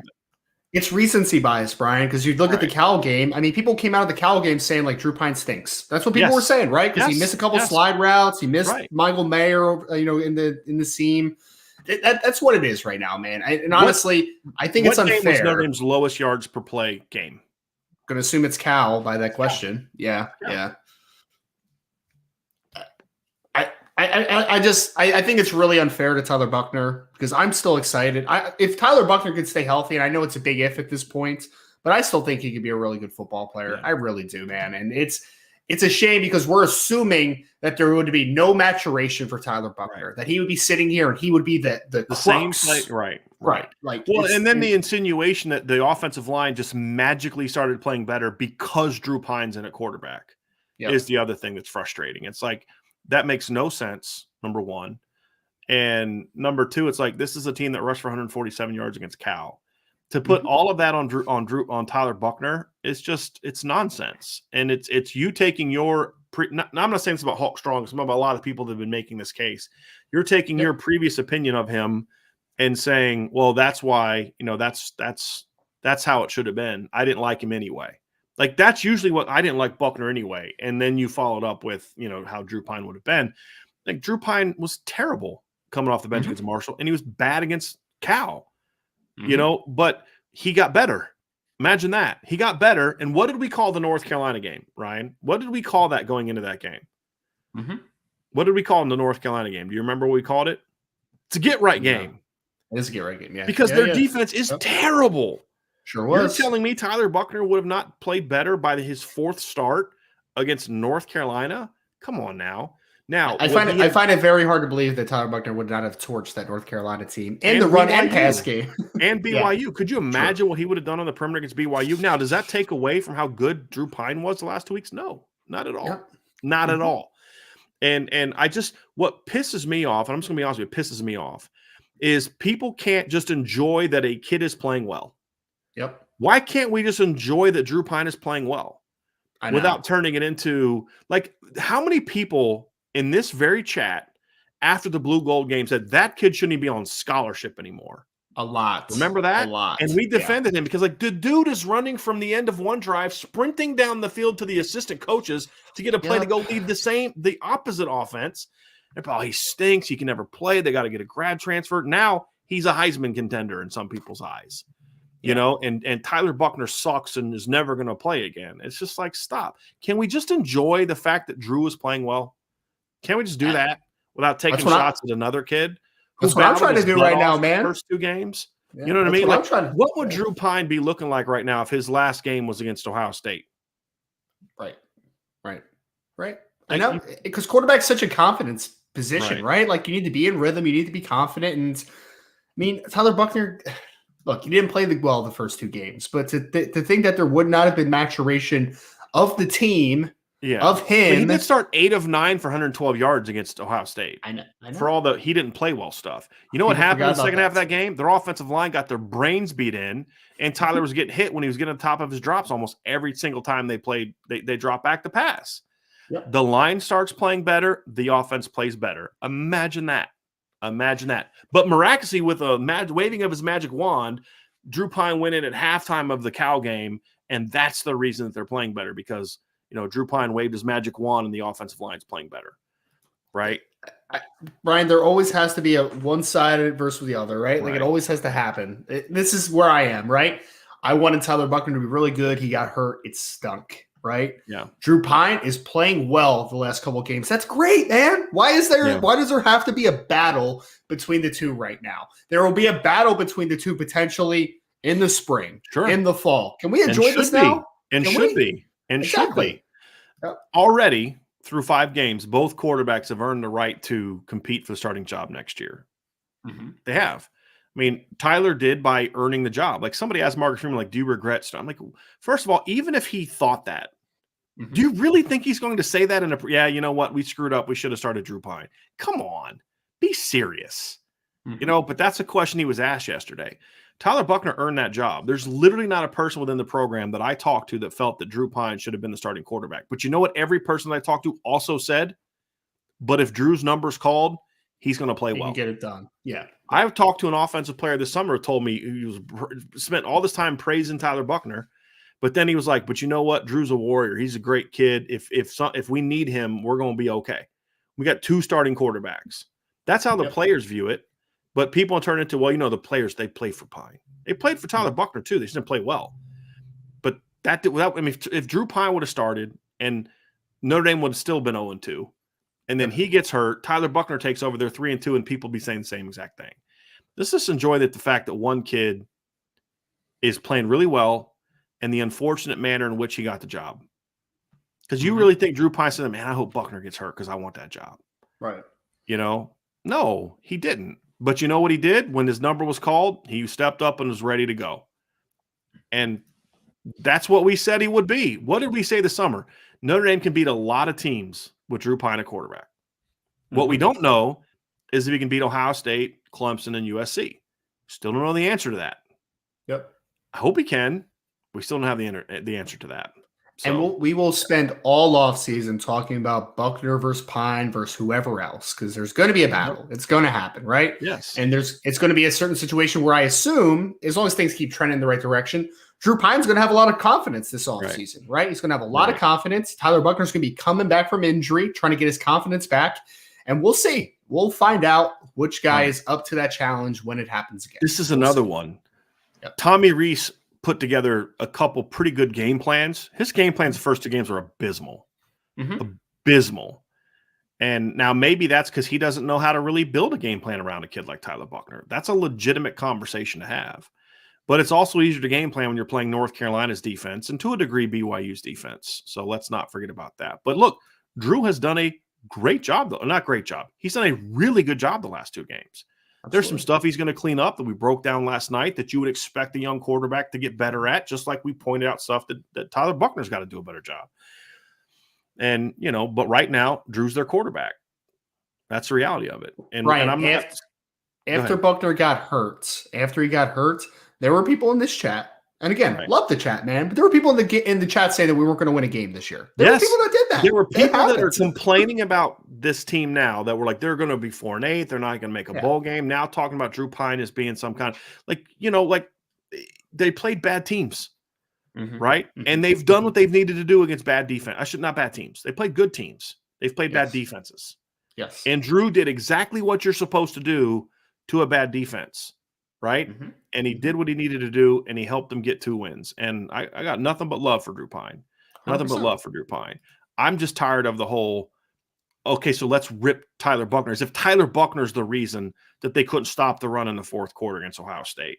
Or the fact that, you're throwing balls to receivers and you're getting long plays and it comes back because of offensive pass interference. Or because guys quit on routes or because your offensive line can't block. Yeah, that's all Tyler Buckner's fault. Come on now. It's frustrating. It's very frustrating. It's like how about we just enjoy the win and the kids are out there right now? Imagine that. Detroit Hunter says, Brian, how would you push Drew to grow in this offense, encouraging him to look elsewhere besides Michael Mayer in his second read? I think it's really just about experience, honestly.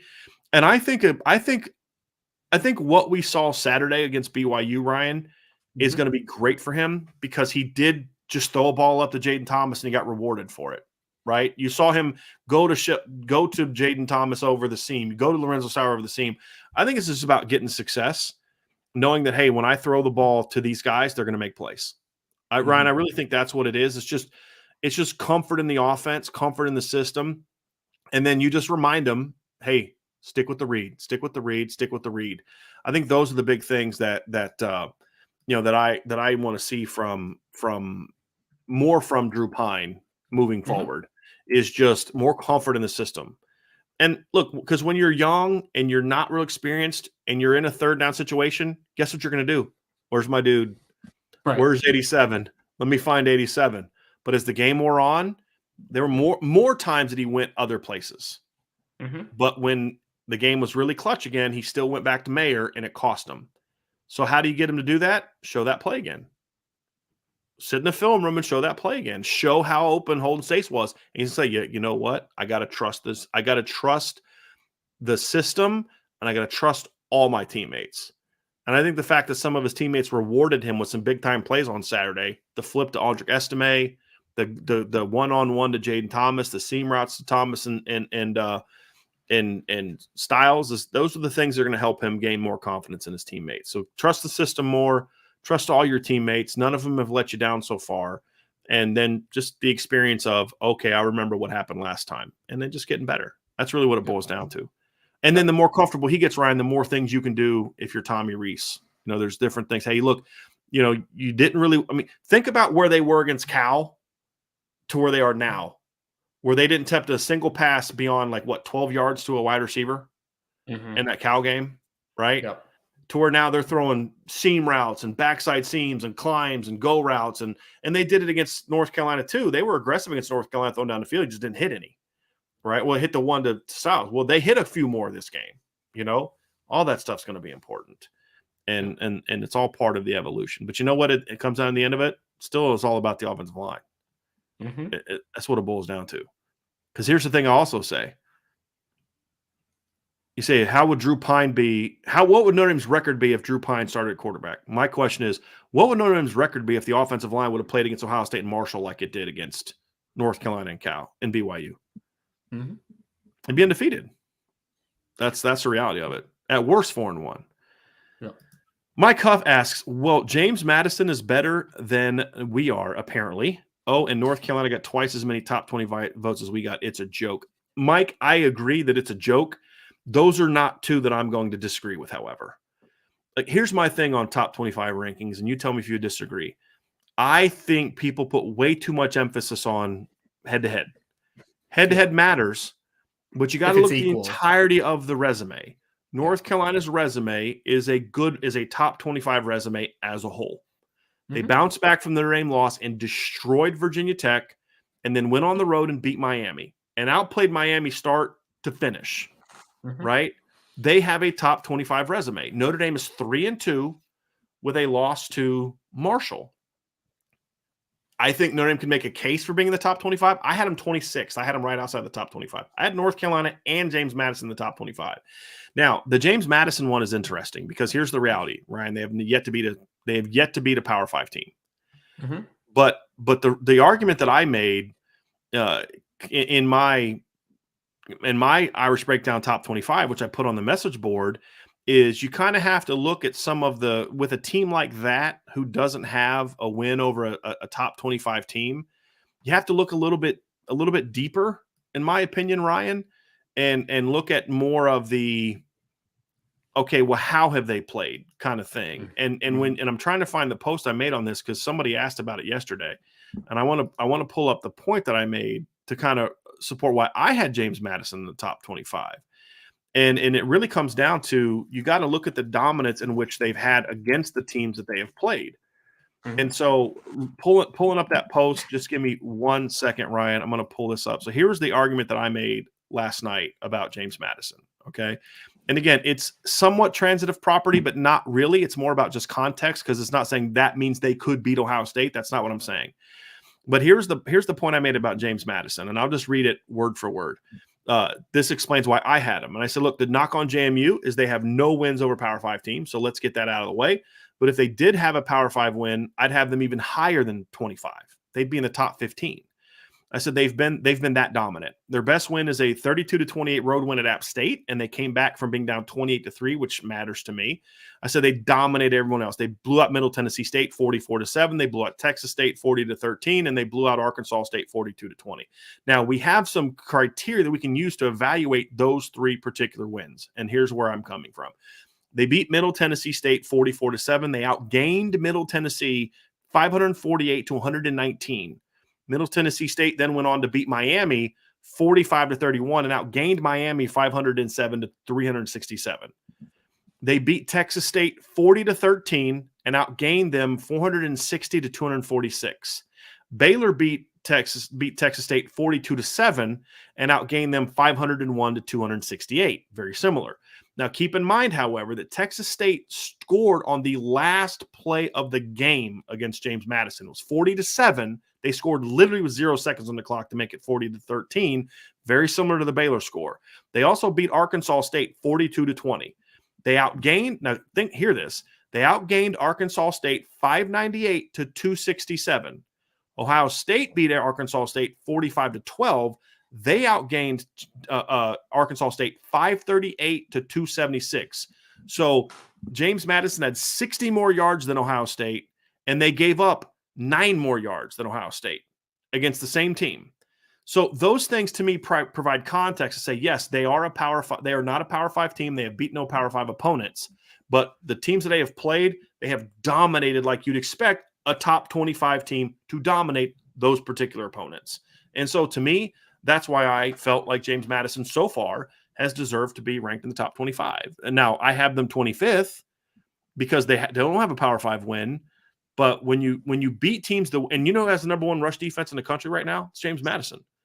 They've given up like 40 yards a game rushing. They are a really good football team right now. Can that last over 12 games? I have no idea. But right now, through 5 games, I believe they deserve that, Ryan. I don't know what your thoughts are on that.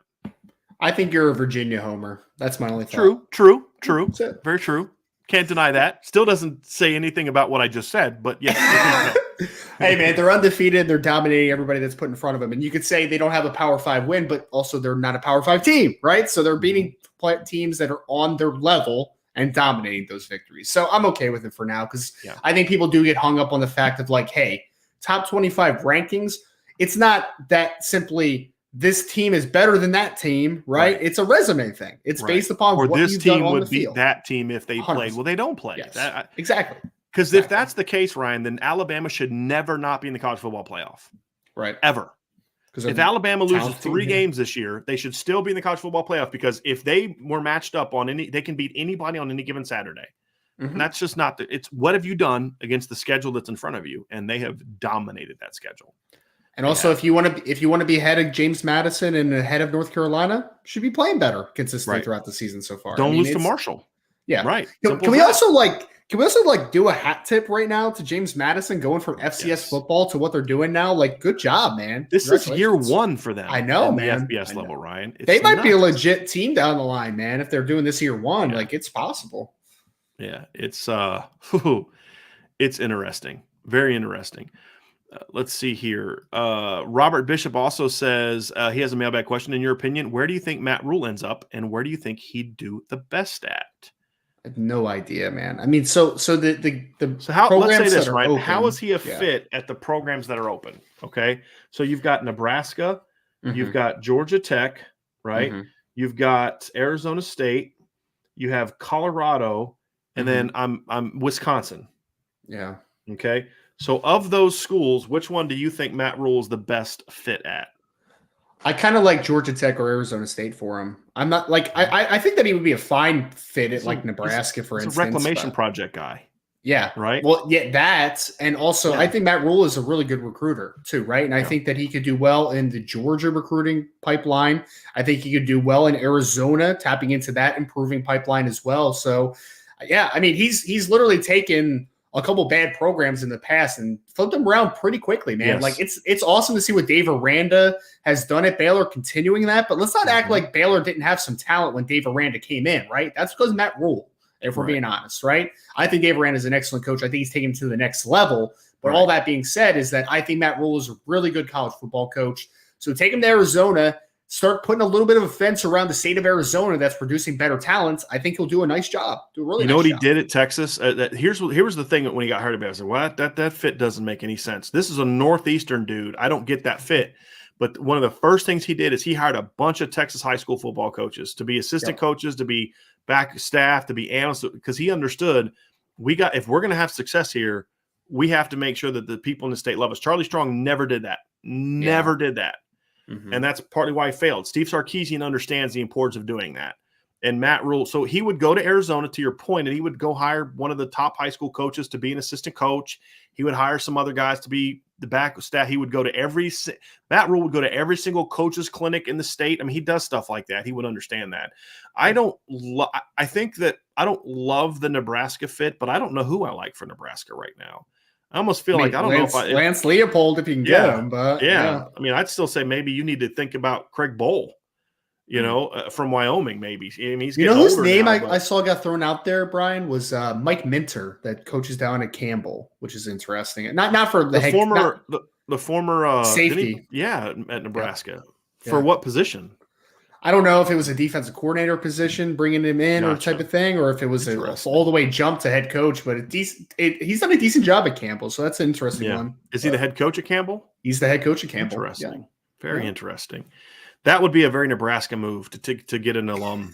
And I actually think that's a school where an alum could do well. Scott Frost did not do well because he's an alum. He did not do well because he's just not a good person. He's not a good person. I mean, that's just the reality of it. Who's lazy and just has no discipline whatsoever as a human being, much less as a first program. Is Turner Gill still coaching? You need to call Turner I don't Gill think up. so. I don't have a. I don't think so I have no clue. I like a job that I think that where I could see Matt. See, here's the thing. What does Matt Rule want to do? This is my question. What are his career goals now that the NFL didn't work? Because it was a pretty. I mean, let's be honest, Ryan. It was a poorly kept secret that Matt Rule wanted to coach in the NFL.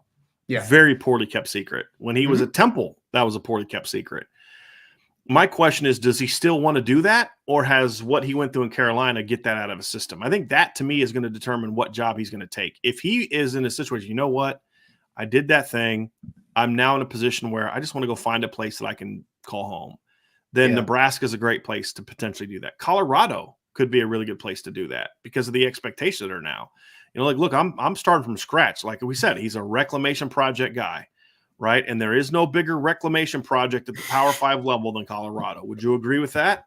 It's awful. It is a barren wasteland right now. Yeah. So, he's got some unique connections now that could maybe help him get to Texas and whatever else. So, I mean, it just depends. But if he wants to go somewhere to kind of win quickly, then springboard to another job, then Arizona State and Georgia Tech are the best options for me. One funny thing and then one actual comments. Okay. The one funny thing is I saw someone said that Matt Rule would just be an analyst for Nick Saban next season, which would be pretty funny. He's going to be an analyst for Nick Saban by the end of next week. I mean, what I mean? So in the way that Saban works with all this stuff. So let's see. We had super chat down here, a couple super chats here. We had one from Chris Irway. He says, if Marcus Freeman is the type of coach that is willing to step on opponent, is Marcus Freeman the type of coach that's willing to step on opponents' throats? Odds we see 45-10. Excited to see everyone on Saturday. That's a good question. And I don't really know the answer to that because we haven't seen them be in the position to do that. Like they went up on North Carolina 38-14, right? But then Carolina kind of came right back down and scored. And it was kind of a game again. And I thought that Notre Dame in that instance, I didn't get the sense in that game that Notre Dame necessarily got conservative after that. I mean, on their next drive, they went 8 plays and went down. I mean, they ran on them, but you had the 2nd and 5 pass to Michael Mayer up the seam for 20 yards. But they ran on them because they were just running on them, and obviously turned it over on downs. And then they scored on their next drive. I mean, they were running the ball, but I felt like that was kind of trying to step on their throats. Like, we're going to physically humiliate you. I don't feel it was like just running the clock out per se. So I don't really know if we have an answer to that. I have my doubts just because of his overall philosophy on offense and things that he said. But I don't know if I can honestly answer that, to be honest with you, Ryan. I don't think anybody can. I mean, I don't think that there was any indication that he won't do that. It's just, to your point, it hasn't been a perfect situation where he has gotten the opportunity to do that. I don't think that we've really – I mean, we haven't seen in my opinion, of like a very conservative approach to the end of football games yet. But to your point, we just haven't been a part of that football game yet where you're just like, he had a chance to strengthen that lead to 28 points and really put the finishing touches and put the nail in the coffin, step on the throat, whatever cliche you want to use. So I think it's a to be determined. I don't really have a good indicator on it either. Yep, agree. There was a question too here from Zach Martin about talking about the Matt Rule, and he said, does Matt Rule fit at Auburn? I don't know who fits at Auburn. That is a weird job. That That's is a not weird a job job. that I would touch. I don't know. I mean, you have a very unrealistic. Here's why: you have an insanely unrealistic group of boosters who have way too much control, and I'd want no part of that. I'd want no part of that, to be honest with you. That is a weird job, man. Because Yeah. I feel like it's usually two extremes. It's like, do you want the young, vibrant, up and coming coach, or do you want the wily veteran that's kind of been there, done that? I don't know which one I would rather for that job. I really don't know. Yeah, I don't. I really don't know who would. I don't know. I would if I was a big time coach at the Division I level that was ascending. Like if I'm Jamie Chadwell or something like that, I'd want no part of that job. Yeah. No, and even if Nick Saban retired tomorrow, I'd want no part of that job. Because it's always been that way, in my opinion. You have a very unrealistic expectation of who you are, in my opinion. That doesn't mean you shouldn't demand championships, but it's like a coach can win a championship and be fired 2 years later, not for conduct like Ed Orgeron, but just because you never liked him to begin with. I mean, that's why Gene Chizik got fired. He wasn't a very good coach. I get that, but still, it's like a title doesn't get you even any more grace than that. Look, Gus Malzahn did some pretty good things there for a period of time. I mean, he always had them competitive. And then they kick him out, and guess what? They're not competitive anymore. Shocker. I can tell you one thing I know for certain. I don't know who is the best option for Auburn long term, but I know it is not Brian Harsin. We'll just leave it at that. Yeah. Yep. That was always true. Yeah. Super chat from Tommy Guns. Happy belated Columbus Day, y'all. Thank you, Tommy, very much for that. Haven't seen Tommy in a while, so we're glad to, or at least he's been in the chats, but just hasn't talked a ton in the chat, so we appreciate seeing that. D-Rock Irish also said there's a couple comments of the top 25 I want to talk about. He said D-Rock says Notre Dame needs to be at least 6-2 to crack the top 25. Look, there's a lot of 2-loss teams in the top 25. Yeah. I don't agree with that. I would say that I still need to see one more game of really strong play. If they go out there and whoop Stanford, depending on, I will probably jump Notre Dame in the top 25. And another comment from somebody was, if Notre Dame played James Madison, they'd win by 3 touchdowns. Sure. Maybe. I mean, maybe. Okay. Yeah. I mean, maybe. Like okay. James what league is James Madison in, Ryan? They're Sunbelt, right? Are they Sunbelt team now? I think so. Are they not clearly the best team in the Sunbelt right now? Oh, easy. Yeah. Who Notre Dame lost Ohio State, right? Big Ten. Who's the other team that Notre Dame lost to this year? Marshall. What conference are they from? Conference USA. Nope. Oh, they're in the Sunbelt now? Oh, they are in the Sunbelt now. You're right. I'm an idiot. Yep. So, no, they were in Conference USA, so you're not an idiot. You just, trying to – but look, the reality is you can't tell me the team lost to Marshall and got outplayed for 4 quarters by Marshall should be in the top 25 over a team that is the best team an undefeated team in the best conference of a team that beat Notre Dame at home. Could Notre Dame beat JMU by 3 touchdowns? Of course. Notre Dame could beat a lot of teams in the top 25 by 3 touchdowns if they play their game. Sure. But the fact is Notre Dame has not played a complete game yet. Now, part of it is, Ryan, they've played really good teams each week. You can't sleepwalk through a game against the teams they've played like you can in Arkansas State or a Texas State or some of these, Southern University, like some of these other teams have played. You had to bring it every week because every single team that Notre Dame has played this year is capable of beating them. I don't know if anyone else at the major level can say that. I really don't. But Notre Dame hasn't always handled their business, and James Madison has. So, but top 25 ranking should not be about, well, if this team played that team, they would beat them. So, but that's not who they've done so far. It also doesn't erase the resume, right? Right. Like, let's say that they did play.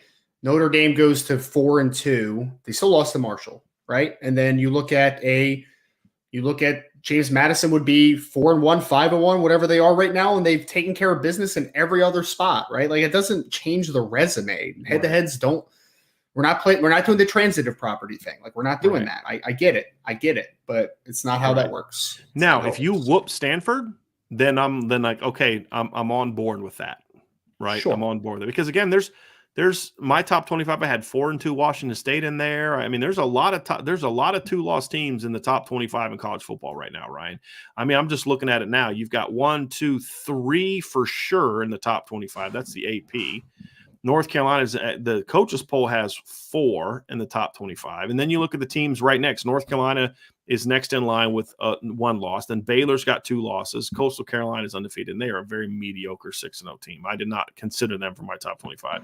BYU's got 2 losses, and then you have Notre Dame with 2 losses, then Florida with 2 losses. Tulane has 1, Purdue has 2, Florida State has 2, South Carolina has 2, Washington State has 2, Minnesota has 1, Maryland has 2, LSU has 2, San Jose has 1. Those are the teams that also got votes. Mm-hmm. So, there's a lot of teams and honestly, I don't think I had Cincinnati in my top 25. Cincinnati has been incredibly unimpressive going 5-1 so far this year. Yeah. I mean, they got outplayed this past weekend. I'm trying to think who they played. South Florida. Yeah, they did. It was like 28-24, right? Yeah. Or something like that?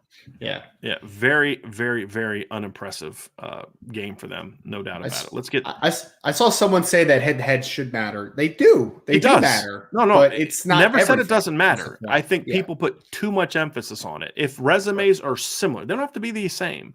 If resumes are similar, it's a tiebreaker. Yeah. Then it is definitely something that matters to me. Mm-hmm. But it can't be the end all be all because there's so many things that factor into it. You know what I mean? Like did injuries, where was the game played? There's all types of things. You're just a better matchup for them than you are than you would be for a team that they beat, for example. So it has to matter. Head to head has to matter. I mean, otherwise, what are we playing the games for? It has to matter. It just can't be the I feel like ESPN tries to turn it into like this trump card that they use when it suits them, right? So, so someone had to head, but it didn't matter to ESPN when Notre Dame beat Michigan in 2018, right? But Michigan's playing so much better now than they did then, right? So people use it, for however to suit their needs, Ryan. But head to head matters. It's just not the end all be all. It's in the top 3 or 4, and if it can be like you said, it can be a thing. It can sway me. But when I look at a team like Carolina that's 5-1, 4-1 really in my eyes because I don't count FCS games. They're 4-1. They've got some really good wins under their belt, and they don't have a bad – they've played a team like Marshall and didn't lose to them, right? And so a better team than Marshall in App State went on the road and beat App State. And, Notre Dame lost to a similar team that's not even as good as that in the same conference. So I'm not quite there yet. I'm not quite there yet with that. All right, let's get to some more here, Ryan. We got a few more. John A1, Mailbag. Jaden Thomas and Lorenzo Sal seem to both be the most confident in the slot. So is Salerno. How does Notre Dame handle that? I think with there's things you can do, Ryan. I think I would like to see more bunch stuff, more stack stuff, because I think in stack you're kind of getting similar things from them. You're not just like here's where they're neither is shown to be great so far. Just lining up on the outside and winning off the line. Neither's real good at that. I think there's some things you can do with them both outside. Run game wise with Jaden outside, there's some screen stuff that you can do with those guys, some jet stuff that you can do where you can have Jaden be a blocker on the perimeter. When he's focused, he's a decent blocker. He's inconsistent, but when he should be a better blocker than he's been, but he's got some potential there. Yep. I think personnel groupings, like when I'm in 11 personnel, honestly, I wouldn't have both of them on the field. I wouldn't. I would have some scenarios where out of maybe 12 personnel, I'd have Jaden in the game, or maybe I'd put him in the slot in certain looks with one of my tight ends outside. I mean, I think there's different things you can do, to have them out there. But I just, I think Jaden Thomas is still playing. I mean, look, he did some nice things against BYU, but I still think he needs to split more reps with Tobias Merriweather and once Deion Colsey gets healthy. I mean, and then do some things with her in the game together. Go big and put him in the slot. Imagine that. I mean, imagine they just came out. Yeah, imagine they just came out in a series and just threw an 11 personnel look at a team. Michael Mayer at tight end, Jaden Thomas in the slot, Tobias Merriweather at X, and Deion Colsey at W. Just go big for a series and see what they do. And have some fun with it. So, I mean, that's where you talk about getting creative with your personnel. And when you don't have a guy who's just way better than everybody else, and let's be honest, Jaden Thomas, he had a nice game. I hope it's a breakout, but that doesn't mean that you then still don't play other guys. With Matt Salerno, I mean, his reps need to be limited. He needs to be a 5 to 10 snap guy. That's just the reality of it. Just the reality of it. We did see Mayer playing a lot outside on Saturday. So that's the other thing is you can do more 11 personnel where you have 2 guys in the slot. Mm-hmm. Put Mayer outside. Go 2x2 and have Mayer outside. Yep. Do some stuff that way. And for the love of God, can we please throw Michael Mayer a fade in the red zone? Like that. Why? You know what? Line Michael Mayer up at the 3-yard line, and if you're dead set on getting him the ball on 3rd and goal from the 3, then just line him outside and throw a freaking fade. Why are you trying to run a tunnel screen? Okay, it worked against Ohio State. It's like a 2-point play. You used it once. Okay, you used that one in game 1. Don't go back to it against a team that has a pulse, because it ain't gonna work, and it didn't.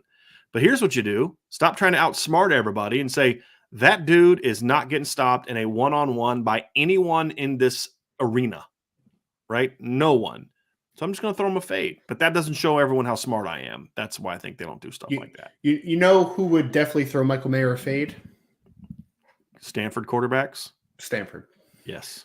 100%. All day. Michael Mayer would have 10-plus catches for 2 years in a row, 10-plus touchdown catches 2 years in a row if he played for under David Shaw. 100%. Because he every time they get inside the 10-yard line, he'd throw him a fade. And I feel like if you don't do that at least once every time you're inside the 10, that's like a derelict of duty. Like it just should be a must. Like that's what I would do if I was Mark. Hey, look, when we get inside the 10, if you don't throw at least one, you get one play. If you run more than one play, and one of those is not some sort of fade or some sort of, and it doesn't have to be a fade. It can be a corner route from inside where you throw it up to him high. It could be things like that. But if you don't take a shot into the end zone with Michael Mayer at least once every time you get inside the 10, you don't want to know what's going to happen. Because what's the adjustment, Brian? We always talk about how it's a numbers game, right? There will be some points where, I know you've seen the picture of Calvin Johnson when they used to put 2 guys against him in the boundary in the red zone, right? At some point, they're going to roll over an extra guy to stop Michael Mayer. And what's that mean, folks? That means that you are a number short somewhere, right? You're a one-on-one matchup somewhere. Create matchups for yourselves. Don't outsmart the opponents. Out-scheme them, right? Like out-player them. Like that's just – Michael Mayer is such a mismatch potential, man. And that mismatch is not just, to your point, Brian, like it's not just the fact of like, hey, one-on-one, I'll take his chances. It's also a mismatch as in defenses have to say, how are we going to stop that, right? We have to stop that somehow. We're going to throw an extra guy over there, and that means numbers are not good in other spots, right? So, yeah, I agree. It should be an emphasis in some world. Has to be. Yeah. Has to be. All right, we got some more here. We got some really good questions today. Ladarius Martin says, Brian and Ryan, when Texas and Oklahoma join the SEC and we get our permanent pods, do you think that Auburn and Florida should be in the same pod to bring that rivalry back? Now, they don't have to be in a pod to still play each other every year, correct? Under the pod system? Isn't there like another rivalry crossover thing that they would have? I'm pretty sure. I don't know. I mean, I don't know. Honestly, Ladarius, I don't know enough about that rivalry to know if it would be worth bringing back. And that's, if it's something that SEC fans are clamoring for, then you should always look, Ryan, you should always take rivalries into consideration when you're readjusting your conference and make sure that the long-standing passionate rivalries are not gone. If you're losing those as a conference, then you're an idiot. Now, what I'm referring to is not the SEC should have cared about making A&M and Texas still rivals when Texas A&M left the Big 12 and joined the SEC. I don't care about that conference. But now that A&M and Texas are back, yes, that should be a rivalry that you continue. So should Texas Oklahoma. You should not go away from those things if they're rivalries that bring passion, because that's what makes for a good regular season. I just don't personally know enough about that rivalry. Now, what I do know is Auburn gave Urban Meyer fits with Tommy Tuberville early in Urban Meyer's tenure. People forget this, but Auburn's the team that beat Florida in 2006. The only team that beat Florida in 2006 when they won the national title. Auburn beat them by like 10, I think. Wasn't it, Ryan? Didn't they beat them I'm going to look it up now, but then they beat them like 27 to 17, I think is what it was. So who's the quarterback for Auburn back then? Do you remember? I'm going to find. Yeah, it was 27 to 17. And Chris Leak is Brandon Cox was the quarterback. He blocked the punt. He was a lefty, right? Brandon Cox? I believe so. Yeah. Courtney Taylor was one of the receivers. Rodriguez Smith. Yeah. Kenny Irons was a running back for them. Was Anthony Mix on that team? The other wide receiver? No. That big kid? No, he didn't catch any balls in that game he was. But he had Brad Lester and Kenny Irons at running back. So Kenny Irons was a good player. They blocked the punt in that game. So, that was they gave them some problems back then. There's no doubt. They had a couple other really close competitive games as well. So is it Florida Georgia is a bigger rivalry than that one is, though, isn't it? Sure. Sure. Yeah, But it's more about a lot of the SEC has secondary rivalries. sure. So like Alabama Auburn's a big rivalry, but so is Alabama Tennessee, right? And Yeah, so there's a fair. lot of those like secondary rivalries in the SEC that are like, yes, this is our big one, but we also have that one. So like Tennessee's Mhm. I believe Tennessee's biggest rival is Alabama, correct?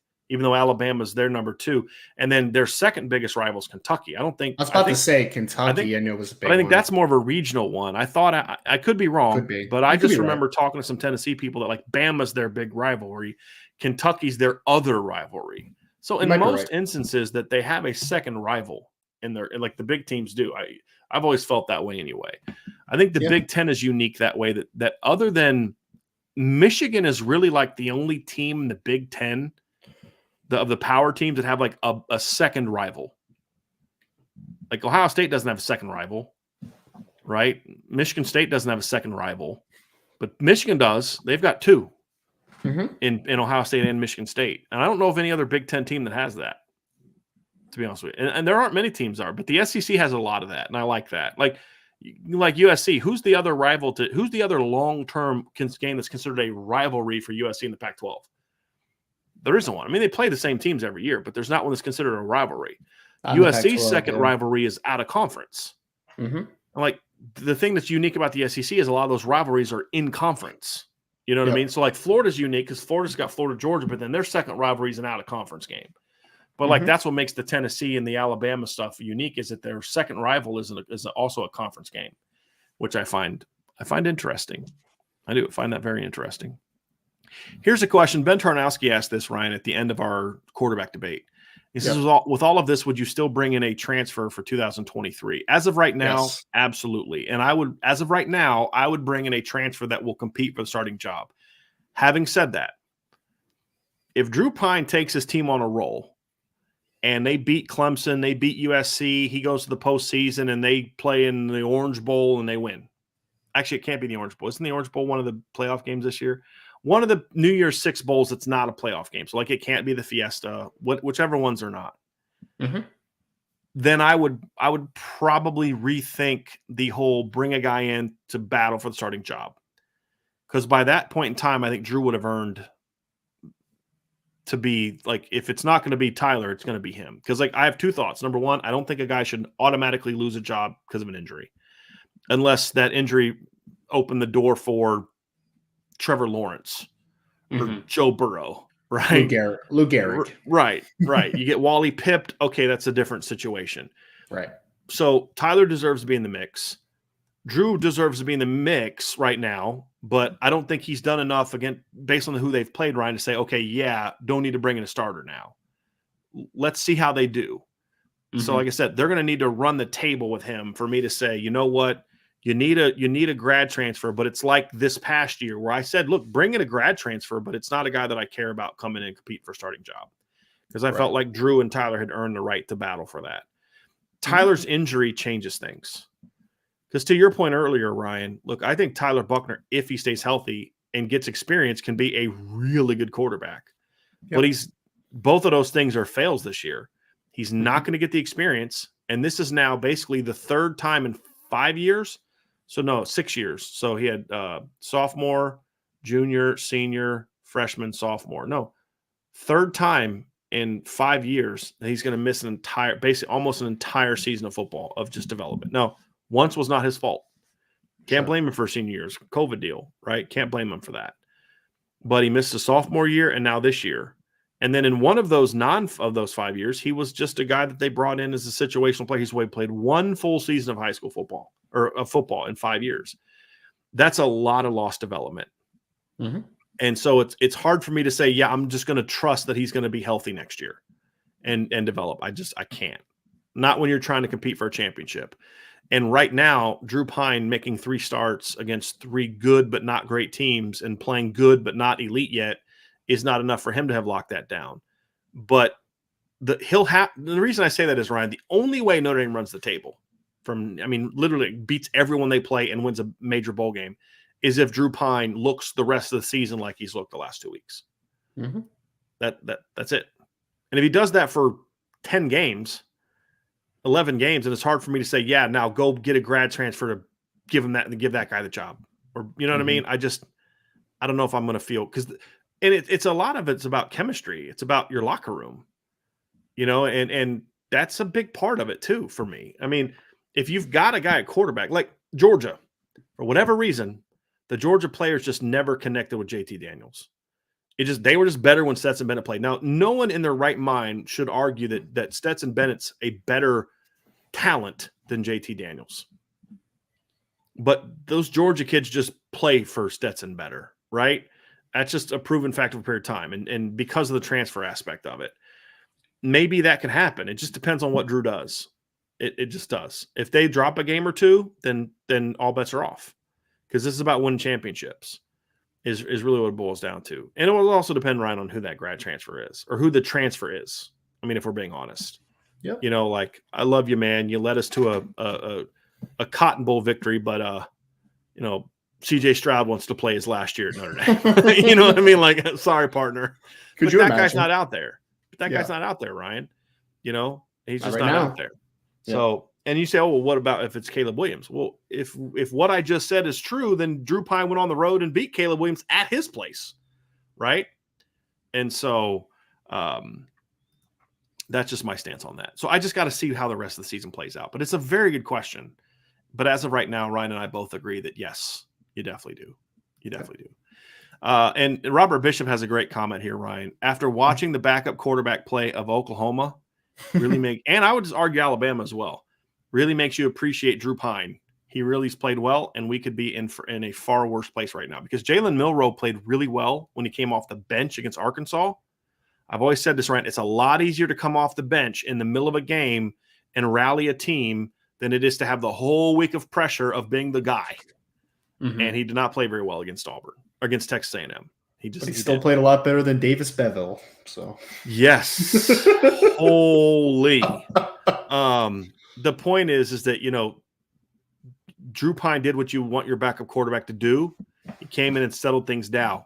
Now the key is now that teams have film of him, can he raise his game? Because that's the thing we haven't talked about, Ryan. Now there's film of what a Drew Pine offense looks like. Now there's film of what he does well, and there's film of what he doesn't necessarily do well. And there's going to be a book written on him.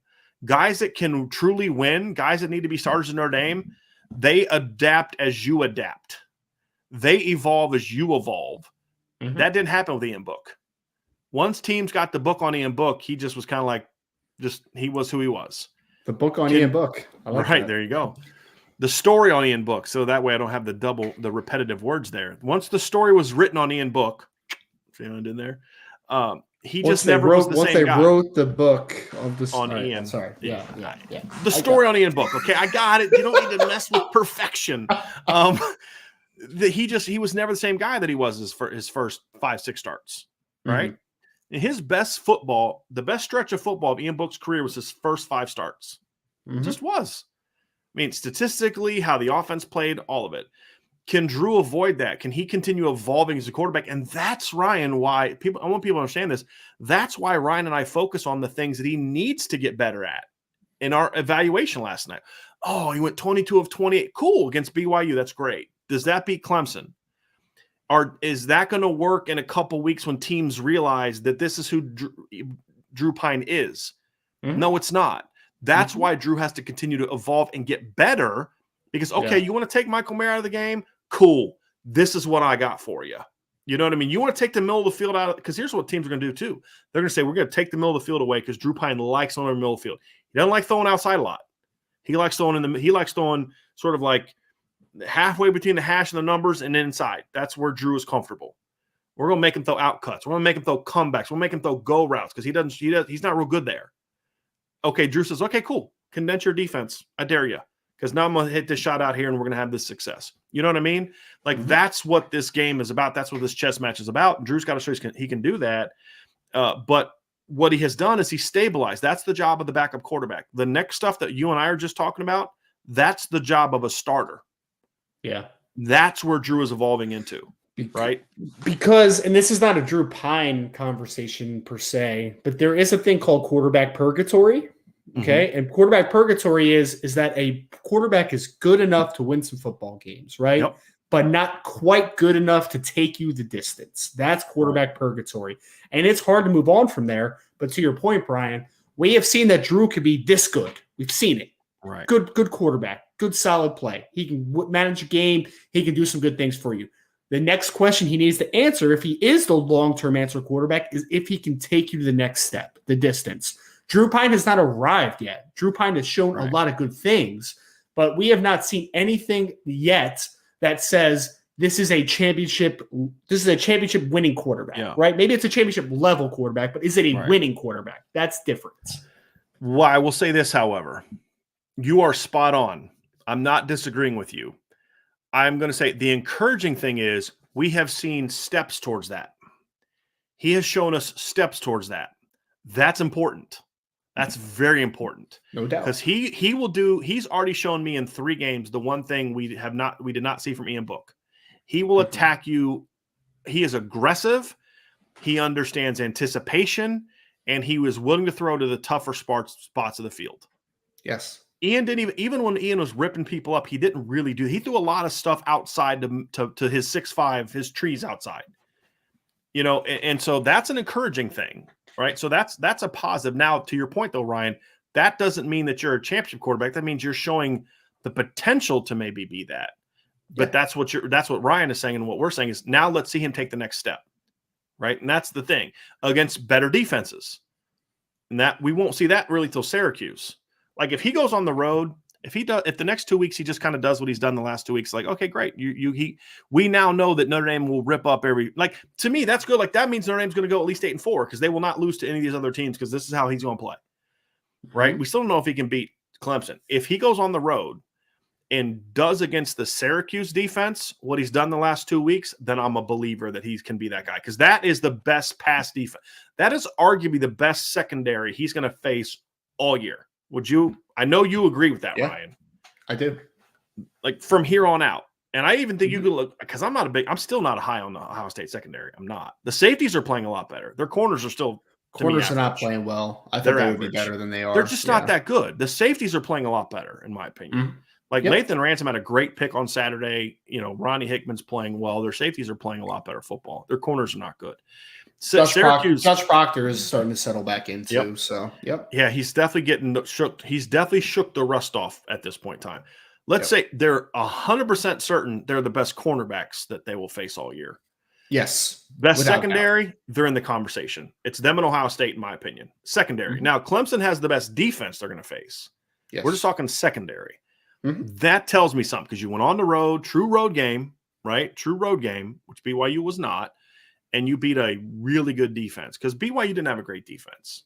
But Drew did what you're supposed to do when you don't play good defense. That's not a knock on him. But but it's all part of the evolution of his game. Like the Cal game was like, holy moly, all this craziness. You come off the bench, you got your buddy because I've heard that Drew and Tyler do really get along really well. Like they are legitimately friends. And your buddy gets hurt. Now you're thrust into this job. Your team's 0-2. And you could see he was shook at the beginning of that game. Yeah. And then he gets, he missing throws, fumbling the ball. He gets ripped. He settles in, completing a lot of easy throws, starts to get comfortable. And then it's like, okay, now that's behind me. We got that out of the way. And then we've seen him get really more and more comfortable the next 2 weeks. Now we need to see if he can take that to another level against a good defense. Because the only good defense he's played against is Cal's. And didn't play very well. But I'm willing to put an asterisk by that because of all the stuff I just said. And it's fair. So when he gets to Syracuse, if he goes and does some things on Syracuse, I'm going to say, okay, we got ourselves a quarterback. Meaning not just that, he's doing a good job, but I feel really good about going to play Clemson next week because of what Drew Pine did against Syracuse. Right. That's what I'm saying. That's my point. So, so anyway, let's see if we have a couple more here. Let's see here if we got any more questions here. I didn't put Stymie in timeout. What are you talking about? He said they want you to put Stymie in timeout. Okay. He said, Brian, put Stymie in timeout for saying Trubisky is better than Fields. Ryan, you can speak to that. I don't watch NFL. Look, I mean, Mitch Trubisky had one okay year in a pretty good situation. Justin Fields is in a terrible situation right now. Like he's in not – wide receivers for the Bears are bad. Offensive line is bad. He's not in a good situation, but to like that whole conversation piece though. Mitch Trubisky is quarterback purgatory at points, right? Mm-hmm. It's like, was he awful for the Bears in the entire time? No, there was spots where he was okay, but he's never going to take you to that next level, right? Like he was never going to do that. Justin Fields, is he the guy? I don't know. I don't know if Justin Fields is the guy. But what I know is that Mitchell Trubisky is not the guy, for sure, not the guy. So It's the same thing with like the Trey Lance, Jimmy Garoppolo thing, right? Like Jimmy Garoppolo is a solid enough quarterback to get you to the playoffs, to win a few football games. But is he a guy that's going to win a Super Bowl? I mean, we've already seen him in the Super Bowl and he melted. Like we've seen that. We've seen him melt in big games. Is Trey Lance the guy? I don't know. But you had to see if Trey Lance was the guy or else you're in quarterback purgatory. That's the point. I'll say this. I don't know how Justin Fields has played in the NFL. I haven't watched him play. He played okay last week. It's been rough this year, though. But I know the talent he has. And I'll take a chance on a kid with that talent over Mitch Trubisky any day of the week for exactly what Ryan said. You know your ceiling with Mitch Trubisky, and it's not great. Yep. With Justin Fields, maybe he never pans out. He might not. But if he does, you've got a potential really good quarterback. Could he be a star? I've never felt he was going to be a star. I've never felt he was going to be a Aaron Rodgers, Josh Allen type of guy. But you don't need that to win a Super Bowl. You just need a guy that's pretty good if the rest of the stuff around him is pretty good. He's at least has the ceiling to be that player. I have doubts if he's going to get there, right? I think of the quarterbacks that were drafted that year, you could argue that Justin Fields had the lowest floor of all of them. But you could also argue that he had arguably the second highest ceiling of any of them too, behind Trevor Lawrence, in my opinion, just from a talent standpoint. So I don't know if he's ever going to be a good NFL quarterback. But if my options are him or Mitch Trubisky, I'm taking Justin Fields any day of the week. Yeah, I'd rather watch him fail than do the same thing over and over again, right? Yes. Like hit your head against the wall. Yes, because I'd almost like, let's say Mitch Trubisky could have taken over that team this year. And let's just say hypothetically that having Mitch Trubisky means the Bears, win a few games that they wouldn't otherwise win with Justin Fields, right? That's the worst thing that could happen to you right now. Yeah. Because because your roster's not really good. So I would take my lumps with a young kid like the Cowboys did with Troy Aikman when they went 1-15 in his first year as a starting quarterback. Get me a couple high draft picks in the first and second round that I can use to build around this kid. Yep. So they need to build around him right now because it's bad, man. It's barren wasteland in Chicago right now. It's not great offensively. You have a couple good running backs, otherwise not much. Yep. So there you go. And also, has anybody seen Mitchell Trubisky play in Pittsburgh this year? It was pretty bad too. He got benched. So Kenny Pickett, how did Pickett play on Saturday? I know they got blown out. He was like third. He played like 35 passes, but like threw 50 something. He threw another interception. He was meh. He was meh. He's thrown 4 interceptions in 2 games so far. So, well, the first one was kind of coming off the bench, though, right? And he threw 3 interceptions coming off the bench. Yeah. So, in the game they were down, but they got blown out on Saturday. But I was curious how he played. I didn't see him play. I'm not arguing with you. I didn't see him play. That's completed 34, but attempted 52. Yeah, Brian. This is nothing against Kenny Pickett or Mitchell Trubisky. It's not. I'm going to take this full scope for a second. This might be the worst Pittsburgh Steelers team of my lifetime. Yeah, that could be, man. It's bad. That's a really bad team right now. I'm looking at the box score. Holy crap, Josh Allen. 20 of 31 for 424 yards and 4 touchdowns. He threw for 340 in the first half. 340 in the first half. Who are the top 3 quarterbacks in the NFL right now? Not legend. I mean, just right now, who are the 3 best quarterbacks in the NFL in your opinion? Patrick Mahomes, Josh Allen. I don't have an answer to this, by the way, because I don't watch NFL. That's why I wanted to get your opinion. And I'm not like Aaron Rodgers, Tom Brady. No, not. This isn't like a career award. I just want to know who like the best guys are right now. How's Lamar doing this year? Lamar's doing really well. Lamar might be my third pick. He might be my third pick. Justin Herbert in that conversation at all? Justin Herbert would be in that conversation. Okay. Yeah. Lamar actually came into this past week. He was tied for the league leading touchdown passes this year. Actually. Okay. So he's been doing well. Okay. Are they at least using him better? Are they at least letting him be a drop back guy finally and not trying to turn him into a... He's not running as much as he has in the past, but he's still dynamic when he does run though. But that's my thing is let him run within the pass game. Yeah. You know what I mean? Like, and then occasionally, like on a third down, use his legs where it's just like, oh, they're using his legs again. Interesting. I think that, he's in 5 games, he's got almost as many touchdown passes as he threw last year in 12. You know who's a dude for that team is Mark Andrews, a tight end, man. He is the Oklahoma dude. kid. Oh yeah, he's a dude. Yeah, that's I'm trying to say what's the top 3 quarterback rating is Geno Smith, Pat Mahomes, and Tua. So Geno Smith's playing good football for Seattle, man. Good for him. Lamar is 6th. So yeah, interesting. Let's see if Geno can keep it going. That'd be nice. He was so good at West Virginia. I so enjoyed watching him play at West Virginia. If you want to talk about a redemption project, man, if Geno Smith is good all of a sudden, wow. Yeah. For him. When they lost to the Saints this past weekend, although you can't really blame the offense. They scored 32 points.